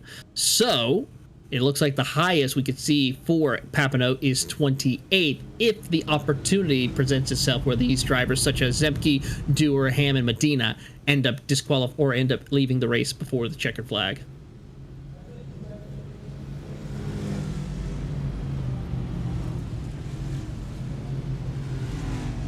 Lap number 100 now underway, under caution here. It looks like we will not be able to get the rest of the race in on time. At least that's what we're hearing from our secret insider, Nicholas Hunter. We're probably going to go to the 90-minute time limit here, but we'll have to wait and see if we can squeeze everything in if there's no more cautions. But that's been a tough ask tonight. I can't imagine that will be the last caution, or I hope it is the last caution, but it is. We always think about that 25 lap mark where everything has kind of gone crazy. So that's what I'm thinking. But we'll have to wait and see if we do get this in under time. But anyway, we will restart this race. It'll be Abner Acosta just up front on a restart for the first time tonight. It's always been Dinkle or Regan, but now it is Abner Acosta over Trent Dinkle, over Chris Hudson, over now Bentley Glazer. We've seen have tons of short run speed, just not quite the long run speed to take the fight to Acosta and Dinkle. Then it's Regan in 6th, Joshua Daniels in 5th, James O'Brien, Eric Hogg, Jeff Hollingsworth, and Josh Conker will be the top 10 on this restart. But watch Richard Regan Jr. He's been knocked down multiple times tonight, and he's driven his way forward both times. He's in the top 5. He was our pole sitter. He might be the fastest driver in the field. Watch for that highlighter yellow car in 5th, but watch for the slightly dimmer yellow car at the head of the field. Abner Acosta leads us back to green at Texas. A little bit of a checkup right there on the outside lane, but this allows now driver Trent Dinkle to get to the inside. Now thinks about where he wants to set his car up for turn 1 as they work their way through. And keep an eye on Bentley Glazer. He's stuck on the outside as here comes Richard Regan Jr. with a head of steam. Regan gets to the inside of Glazer. Hudson blocks down to the bottom, so Regan's not going to get 2 for 1 here. He's actually going to get held up a little bit by Chris Hudson through 3 and 4. Glazer tries to fight back on the inside. Does not work, though. That bottom just so dominant. Regan and Hudson through on Glazer. Now where can Regan go next? He goes up high to try and get around Hudson on the high side. It's actually working very well for him. Look at Richard Regan Jr. around the outside of Hudson on the high side. And it looks like it worked. Hudson's still going to fight back, but Regan's almost clear. He's trying to clear him as they work their way through the middle of turn 3 and 4. Puts the pressure on Chris Hudson. He is showcasing some amazing speed in this stage of the race as they come off of 4. And now he was not able to clear him, but he is able to get 3rd position at the line. Try number 2 for Regan around the outside. It looks like it's not working quite as well as it did previously. He's going to get a run on exit. He might get a little bit of a draft from Dinkle and Acosta as well, but Hudson is not letting him go. And you know this is going to be wearing those Regan tires very early. He's getting very aggressive. You can see the lead back. He was so close to retaking it. He brought out the caution earlier by spinning off of turn 4 on his recovery drive. And now he's finally been gifted a chance at the win again, and he is pushing very, very hard for this. He is very, very hungry, but Chris Hudson is doing a fantastic job defending right now. He certainly is, and this is going to get very exciting to see the competitors work their way down the back straightaway. I'm excited to see how this is able to play itself out here as the pressure is really starting to kick into overdrive. Regan gets to the inside of Hudson. Dinkle gets to the inside of Acosta as well. Both drivers taking advantage of just little wiggles on the exit of turn 4, those little openings. And Dinkle takes the lead of the race. Regan gets to the inside of Hudson. Regan's going to get to the inside of Abner Acosta as well. They're almost going to be 3 wide down the back straight, but Hudson has to back out of it. And Regan not quite to the inside of Acosta into turn 3. Dinkle gave his teammate a little bit of help. Regan's going to settle into 3rd. Regan is going to try to settle into 3rd place here as they come across the line. 40 laps to go. Looking at the time of everything right now, it's just about going to be 5 minutes short of the time that we have here for tonight. Now it's Glazer and Hudson on battle for fourth, and Regan trying to make the outside work again on Abner Acosta, though, this time. That's going to be quite difficult, and he thinks it's going to be too difficult. He backs out of it, gets back in line behind Acosta. They're going to race on time now. 16 minutes, 30 to go, 40 laps to go, but with a 30-second lap at Texas, that would take 20 minutes to finish this race. So we will go to the 90-minute time limit as per Precision Racing League rules. Richard Regan Jr., though, he's probably seeing that timer. He gets into the back of Acosta a little bit. Acosta's holding him up, but it doesn't work. He's going to block down to the bottom now. Regan trying to find a way by, but Acosta parks it in front of Regan, and he's not able to get through. How about Chris Hudson? He gets the bumper to Acosta, and Hudson gets turned. Hudson gets turned in front of the field. On the top line, Daniels gets turned, and we have a parking lot in the quad oval. Bentley Glazer's involved. I think Tamamasi might have gotten a bite of that. Huge trouble and potentially tempers flaring between Regan and Acosta. Well, it's time for these drivers to settle it up here at high noon tomorrow. There was definitely a push there from Regan to Acosta. I don't know if he intended to turn him, but there was certainly a push. Acosta got involved. Conker, Robert Besaw Jr. kind of arc-braked it in there. Huge trouble. Tim Collier. So many cars involved and a lot of playoff drivers involved. Ooh, big hit by Besaw Jr. and we're really seeing the damage model put to use here tonight. Yeah, iRacing should be paying us for this. We're doing some good experimenting. Hudson almost made it through, but there was a little bit of air between him and Regan, a little bit of netcode there, so bad luck for Hudson, who just gets absolutely clobbered from multiple angles, from the wall, from Besaw. Looks like Charles Sumner had to go to pit road to avoid that. Steve Loving's going to bring down pit road. But so many drivers wiped out there.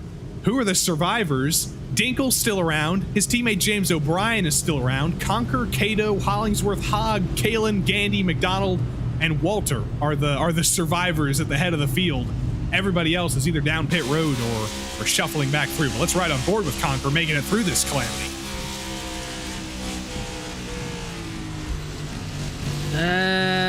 He got some damage, but he was able to somewhat make it through. I would like to try to go on board with James O'Brien. Yeah, we got time under caution here. I'm sure we'll be seeing everybody's on board. We got to submit that for the not top 10 maybe. That's a huge fan out at the quad oval. And let's ride on board with James O'Brien. By your request, Taylor. Let's see what happened to him.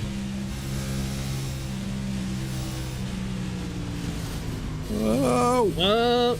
Got a little bit of damage to the nose of the car on the passenger side, so those right sides might be a little bit of issue, but what's going to be critical to see is how the car is going to handle here if we get to go back green flag racing. Ross Cato made it through as well. We'll ride on board with him here, see how he found a hole in the action.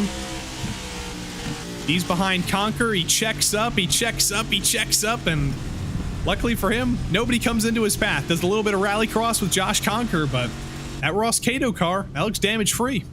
That looks damage-free indeed, and great drive by Ross Cato. Jeff Hollingsworth, Eric Hagg also make it through. Mark Kalen, I think, gets collected up in some of the damage, but he's still going to be out there on the circuit.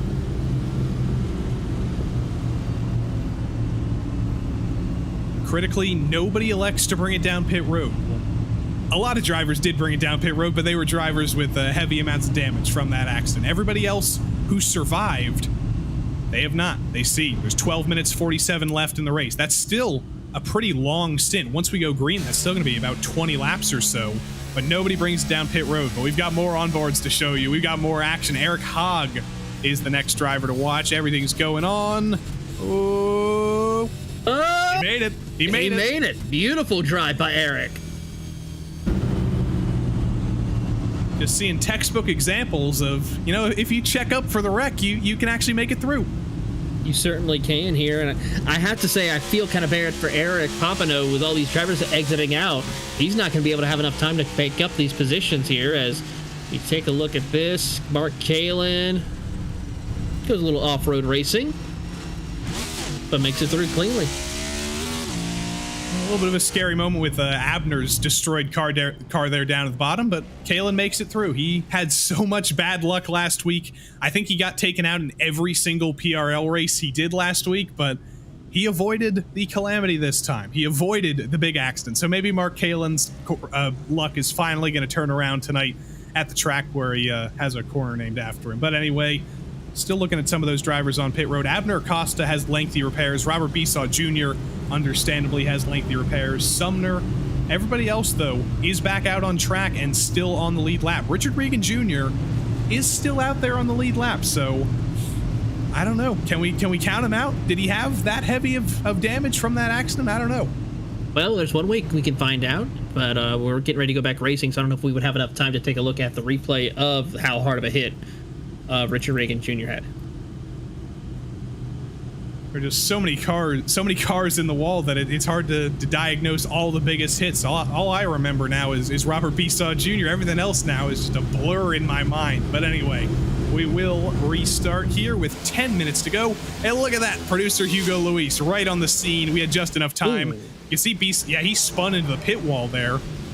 He hit multiple times, but they all looked like small hits, so I don't know. He's going to be restarting from 21st, so we'll see how high he can drive back forward. But anyway, with 10 minutes left to go, about 20 more laps if we can go green to the end. Trent Dinkle is back at the head of the field after surviving at the front of the field that calamity. His teammate James O'Brien made it through, and the rest of the gang in tow behind. We are restarting at Texas, and it's a perfect start by Dinkle, and it's a great start by Josh Conker as well. Conker, O'Brien, all pull away. Your top three is presented by private label Team Hype drivers, as now Jeff Hollingsworth has to try to see if he can close the gap as Cato goes to the outside of Mark Kalen. K-Doe and K-Lin doing a great job on this restart. Moving forward, Kalen to the inside of Cato. It's going to be Mark Kalen up into the top 5 after starting this race in the deep 20s. Kalen up into the top 5. Next driver on his list is Jeff Hollingsworth. But up front, those private label Team Hype 3, that's the plus of having a lot of drivers in your squad. Acosta got wiped out, but they still have 1, 2, 3 at the head of the field, and Brandon Walter is still P9. Looking to be a possible top 10 run for 4 of the drivers, as we see Kalen and Hollingsworth jockeying and battling for position, being very aggressive on the run. Kalen's still trying to peek to the inside of Hollingsworth. He knows time is at a premium here, but he's not able to get to the inside. They're still going to run one by one. Byron McDonald, excellent short run speed from the home race driver tonight. He's trying to take advantage of this little checkup as well. Off of turn 2, Kalen finally finds the hole to the inside of Hollingsworth. He's going to try and use the side draft a little bit. Mark Kalen finally gets to the inside of Hollingsworth, and he's almost completely through on the entry to 3. Almost makes it through. That'll move him up to P4. He's looking to have the best run that he's had in quite some time here in the PRL Cup Series. Been a while since we've seen him inside the top 5.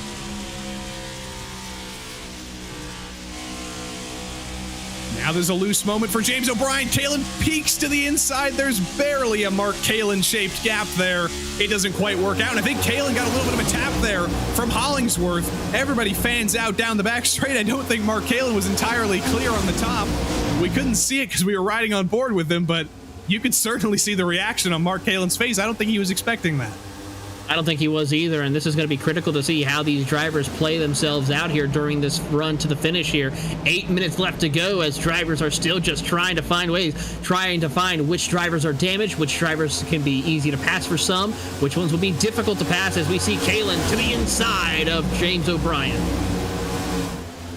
Not quite completely to the inside, though. He was so close. He just needed like a quarter of a nose more to get to the inside of O'Brien. Did not work out for him, but Mark Kalen is pushing, and he is pushing hard.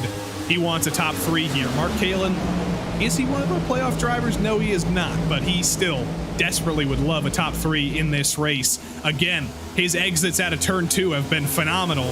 He is going to get to the inside of O'Brien this time. He is going to be on the inside into turn 3. Book Mark Kalen into a top 3 spot.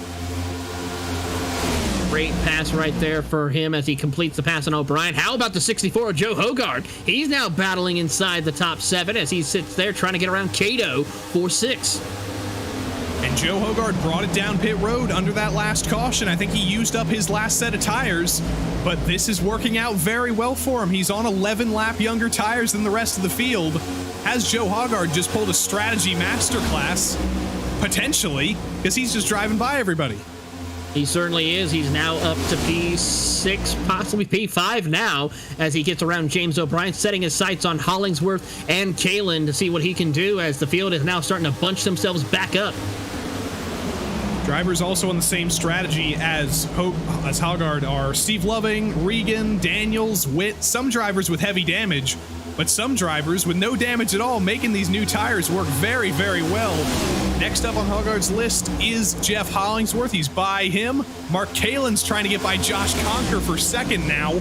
There's multiple different tire ages, multiple different strategies going on here. Who's going to win? We got 6 more minutes to decide it. We certainly do, as we see and watch on. I think Conker's trying to be a little bit of a team player, trying to be a little defensive on this run, keeping the drivers such as Kalen and Hogard a little bit behind as we see drivers trying to get a little bit loose. I think O'Brien got loose as one car's around. That's Brandon Walters. Brandon Walter around. The caution comes out. I think we will still have time to go to a restart here, but it is going to be tough. It is going to be tough. I don't think Trent Dinkle can celebrate his win just yet, but we're at a race against the clock now to see if we can get a 1-lap restart to the end. Depends on if anybody comes down pit road on this when we get the pit road open, so we'll see how this will play out, as Barney the Flagman's been very busy here tonight at Texas Motor Speedway. See what happened to Brandon Walter. Did he get some help from Mike Witt? Yes, he certainly did. And Steve Loving lost it in front of them all. Incredible save by Steve Loving there. Bentley Glazer was lucky not to get into him, but Brandon Walter's car was the one that brought the caution out, and he just kind of got tipped around by Mike Witt there. Abner Acosta did take it behind the wall. His night is done. He will join Waldo Walden, Tyler Justice, Paul Crumry as well out of tonight's race. Abner has an 85-point cushion over the cut line in the playoffs, so he'll probably be okay. I can only imagine. Mark Kalen sells a little bit of a dummy down pit road. He took the cone out though, so I hope he doesn't get a penalty for that, but I don't think he will.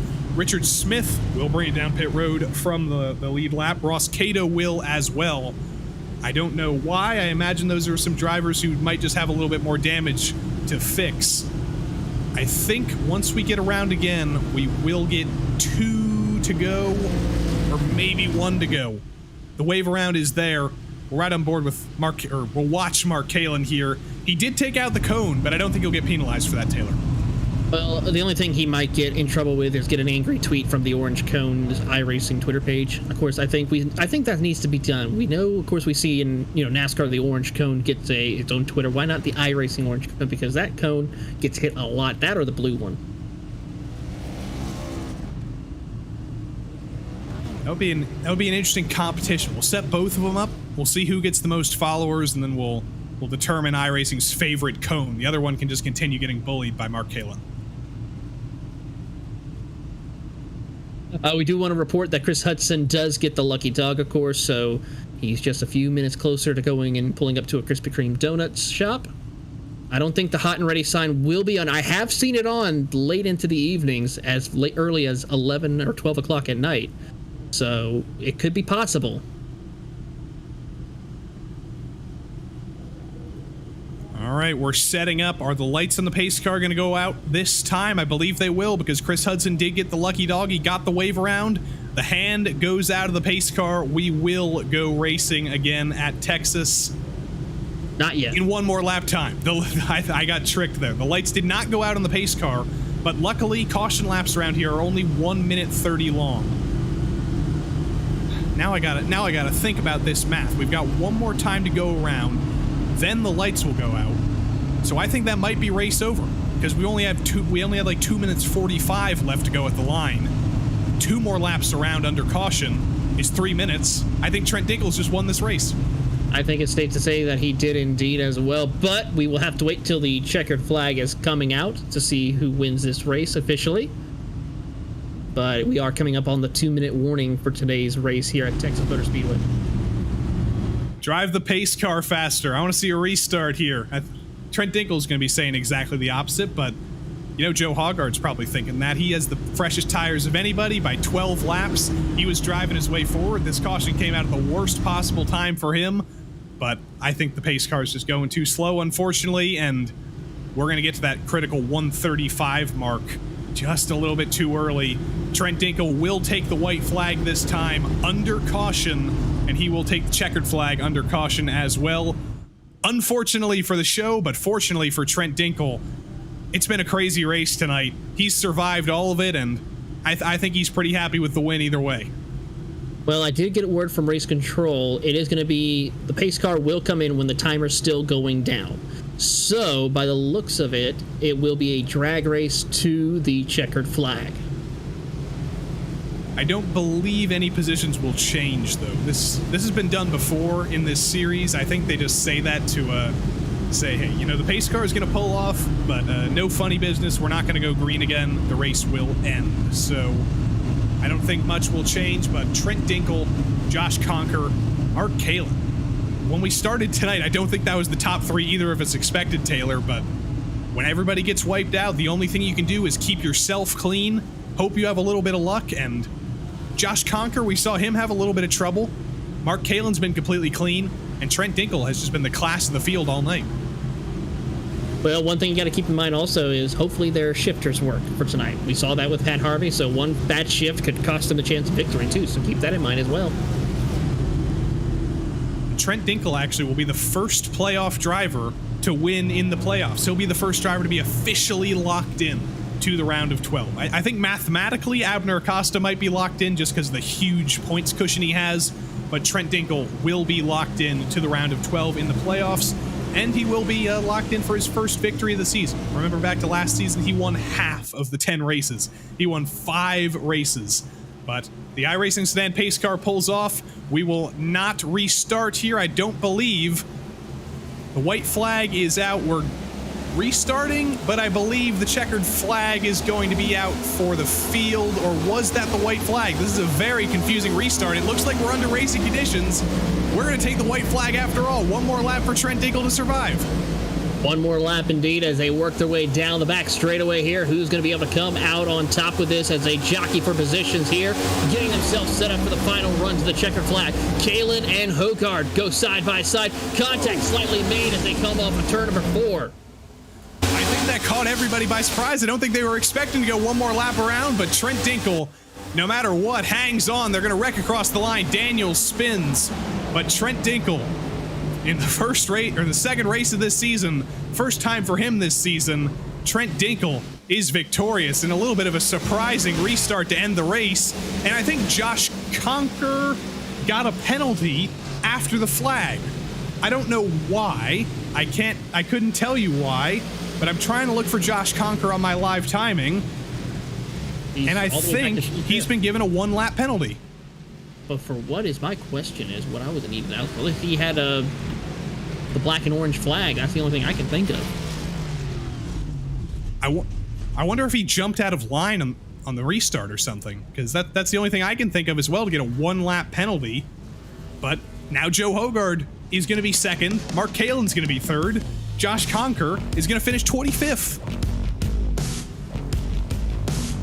But Josh Conker's teammate, Trent Dinkel, is having the celebration of his life. Trent Dinkel victorious at Texas.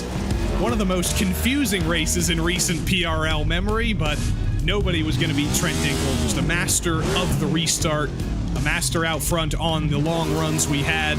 And Trent Dinkel victorious for the first time this season and advances to the round of 12 in the playoffs. Gonna make Talladega much, much safer for him and much, much less stressful, I'm sure. Very much so, as he burns it down here and gets ready for a Texas-sized celebration here from the PRL Cup Series. Trent Dinkel was victorious over Joe Hogard and Mark Kalin. Jeff Hollingsworth ended up in 4th at the end of it all, and then James O'Brien was 5th. Byron McDonald and Richard Regan Jr. were 6th and 7th. Eric Hogg finished 8th, and Mike Witt was 9th, ahead of Steve Loving, rather.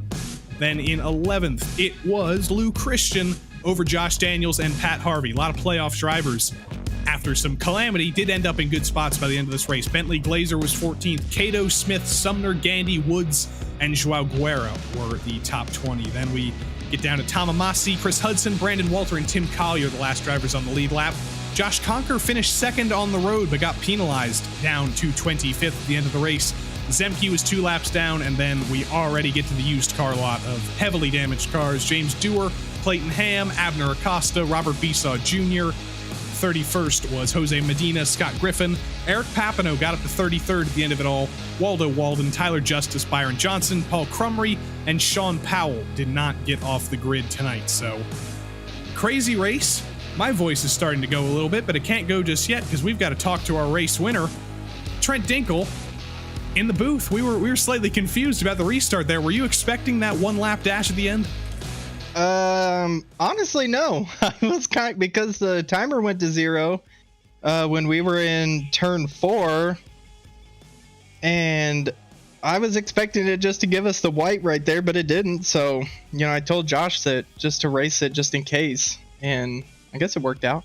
So I was a little nervous because I know there's some people on fresh tires that were flying, but I figured if I got a good enough jump out the hole that there was no way they were going to catch me anyways, having to fight anybody. So we never really got an especially long run going tonight. I think the limit was it was always that lap number 25 mark, and then everybody seemed to be spinning out and bringing out the caution. But you and Abner, as always, when the tires start to go off, it seems like you guys were the 2 strongest in the field. What was the key tonight?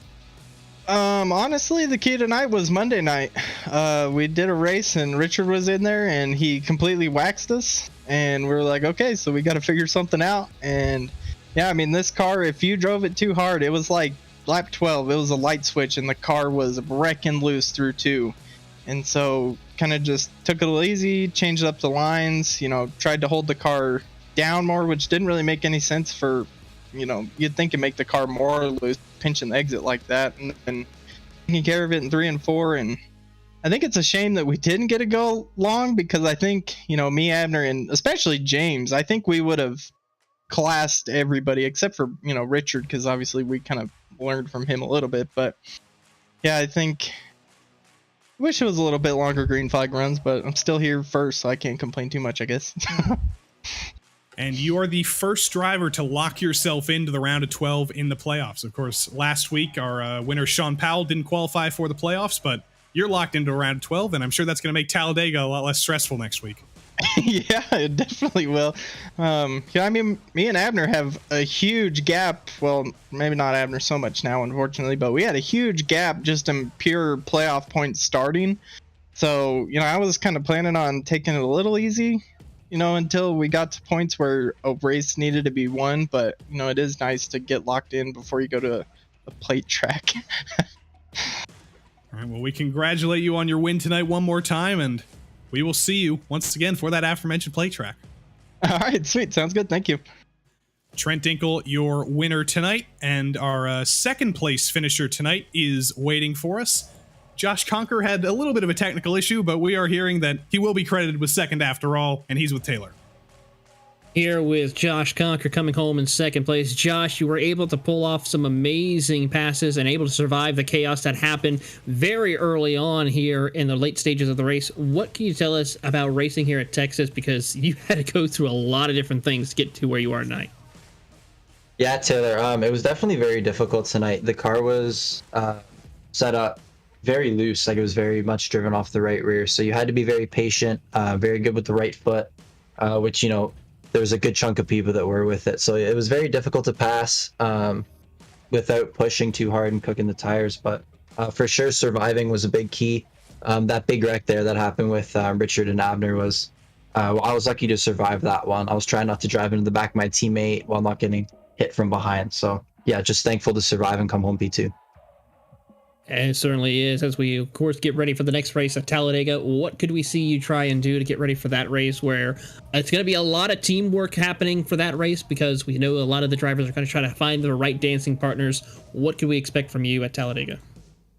I do believe I have a no quali for Talladega after the horrendous week I had at Bristol last week.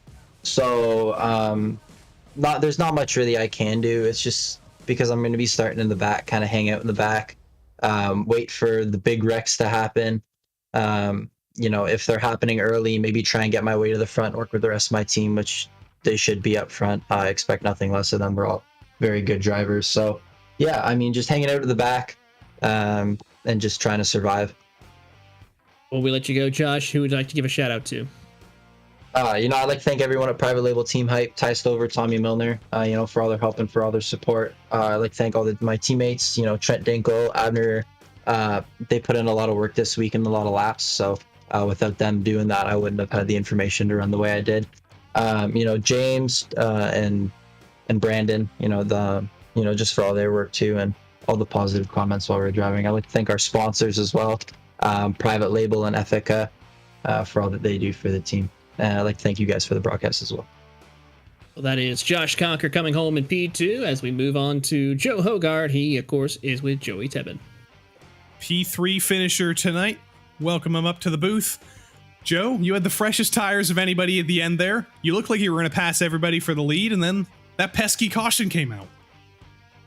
I don't think I really, in fact, I know I didn't have the overall, my speed was okay. It just, after about 15 laps, I couldn't control the car. It was wicked, like wicked loose on especially on the exit of 2. But I was seeing that we were up against the time limit, so I was like, nobody else in front of me is going in for tires. Why don't we just take a chance and see what happens? And then I could just rip the outside line with no problem at all compared to what everybody else around me was doing. I was hoping I could get there, but I think at the end I'm going to end up P3, if that sounds correct. Yeah, P3 overall tonight. So solid result. And then we look forward to Talladega next week. Remember last season, your win at Atlanta, the platified Atlanta. You've got to have that one circled, right? I'm pretty sure that Yellow Stripe won both the plate races from the last season, so maybe we can keep that going and go for the hat trick. And I got a very important question here. There's long been a debate in the booth with secret agent Nicholas Hunter. So I'm gonna finally answer this for sure. I've been inclined to say Joe Hogard because I feel like I'm more British about it. Others are inclined to say Joe Hogard. Is it Hogard or Hogard? Who's right? Hogard's closer, but you're both wrong. Oh, what's the real answer? It's Hoggard. Hoggard? Like, it's just Hoggard. Yeah, it's just Hoggard. There's no, emphasis on the A or the O. It's just Hoggard. That makes me feel slightly better that I was wrong, but the others weren't right either, so... Yeah, I mean, you guys were close. I mean, I've heard it on the broadcast when I've watched it, but it's not egregious. It's not like you guys were adding extra letters or taking it away. It was just emphasis, so I didn't bother with it. It was fine. I've been called much worse. I mean, the word hog is literally in my name. You should talk to Ted Lowendick in the PRL server. I'm sure you guys can commiserate with each other. But anyway, congrats on the podium tonight, and we'll see you next week. Awesome. Thank you very much. Joe Hoggard, or Joe Hoggagagagagard, if we want to really screw it up. We got 2 more drivers to talk to. We'll be real quick. Mark Kalin ended up 4th tonight. He's going to talk to Taylor for a little bit. Here with Mark Kalin. Mark, a great drive for you as well. Talk to us a little bit about where you were able to find that speed off turn 2, because you were one of the few drivers who could really make it work. Honestly, it was just, I think I was taking a higher entry in and able to arc it down and get the runs off the corners better than most of these guys. They were entering lower and having to stay low to hold me up a little bit, but if they slipped up a little bit, I was able to get under them, and that's where the run would come from. So yeah, just running a bit of a different line. You're not going to pass these guys running the same line, so you got to try something different. So that's where it came from. Well, finally, talk about Talladega. I mean, of course, you're looking to try to see if you can guarantee your spot next into the next round of 12. Do you have what it takes to go out there and win at Talladega? I have what it takes to win at Talladega. I've always been good at the plate tracks. I've had some unfortunate issues the last couple seasons, unfortunately. But I'm not in the Cup championship run this year for the playoffs. Unfortunately, I missed out by a couple spots due to missing some races and bad point situations. But looking forward to Talladega. It's always, the super speedways are always some of my best tracks. Just unfortunately get caught up in them big ones every now and then. So before we let you go, Mark, anyone you'd like to say thank you to? Yeah, I want to thank my friends and family for watching and supporting me and showing up every race, and I want to thank Whataback Racing Team for all the help and support they give me. I want to thank all the guys at the PRL that make these leagues happen, and I want to thank you guys up in the booth. You all always put on these awesome shows, and we really appreciate watching them back after the race. At least I do. And of course, all the PRL sponsors that help make the league happen as well. All right, that is Mark Kalin from Whataback Racing coming home in P4. Gives a big wave to all the fans as we now move to Richard Reagan Jr. coming home P5. He is with Joey Tebbin. Yes, last but not least, Richard Reagan Jr. Talk about an up and down day. I think it was almost like a W-shaped race, and at the end of it all, you ended up in 7th. I'm sure disappointing considering you were our pole sitter, seemed to be the fastest driver tonight, but after everything that happened, at least you made it to the end. Yeah, definitely up and down night. Came from the back quite a few times tonight. First pit stop. I didn't expect anyone really to come down with me, but I was trying to hope that, like normally here when PRL comes to Texas, we get long runs. So I came down to grab tires, hoping we'd get a nice long green flag run in there, but unfortunately it didn't happen. I think the car was just a little too loose to be able to get green flag runs. But yeah, definitely P7. I'll take that after the night we had. And I have one more question. We got to get off the air quick here, but I got one question. If you do know the answer, your teammate Sean Powell, he qualified 6th, and we didn't see him take the grid. Do you know what happened to Sean? I have no idea. He didn't say anything to me, and he just dipped out. So I don't know if he had internet issues. I know he had some on Wednesday. Not too sure. I hope he didn't get taken out by the hurricane that's about to take out Taylor. But anyway, we'll hope to see him back on Wednesday night, and we'll see both of you guys back on Wednesday night for the trucks. Yeah, for sure. Just gotta give a quick shout out to Lucky Molly, Garrett Coffee, Jay-Z Photography, Reese Bogue, Tyler, Sean, Christian, everyone at Phase 2 Chassis Works, everyone at PRL, and you guys for putting on the broadcast. Always a pleasure. Always a pleasure. And Richard Reagan Jr. is always a driver we talk a lot about on these broadcasts for good reason. But Taylor, Texas has come to an end. It was a race of chaos. It was a race of drama. But again, at a track that we say is kind of bad in NASCAR, it ended up being a pretty solid race. But next week, we go to Talladega, a race that is guaranteed to be even more crazy, and playoff spots are on the line. The win is still on the line. Points for the regular season championship are still on the line, and I'm sure it will be a fantastic race. So be here with us, same time next week, Sunday night, Talladega Superspeedway PRL NASCAR Cup Series, and be with us tomorrow night for more PRL action. It'll be the MX-5s and the GT4's turn on Monday night. Me and DJ will be here with you, but for now, from me, from Taylor Burris, from Hugo Luis, we thank you for tuning in with us tonight. Until we see you next time, so long.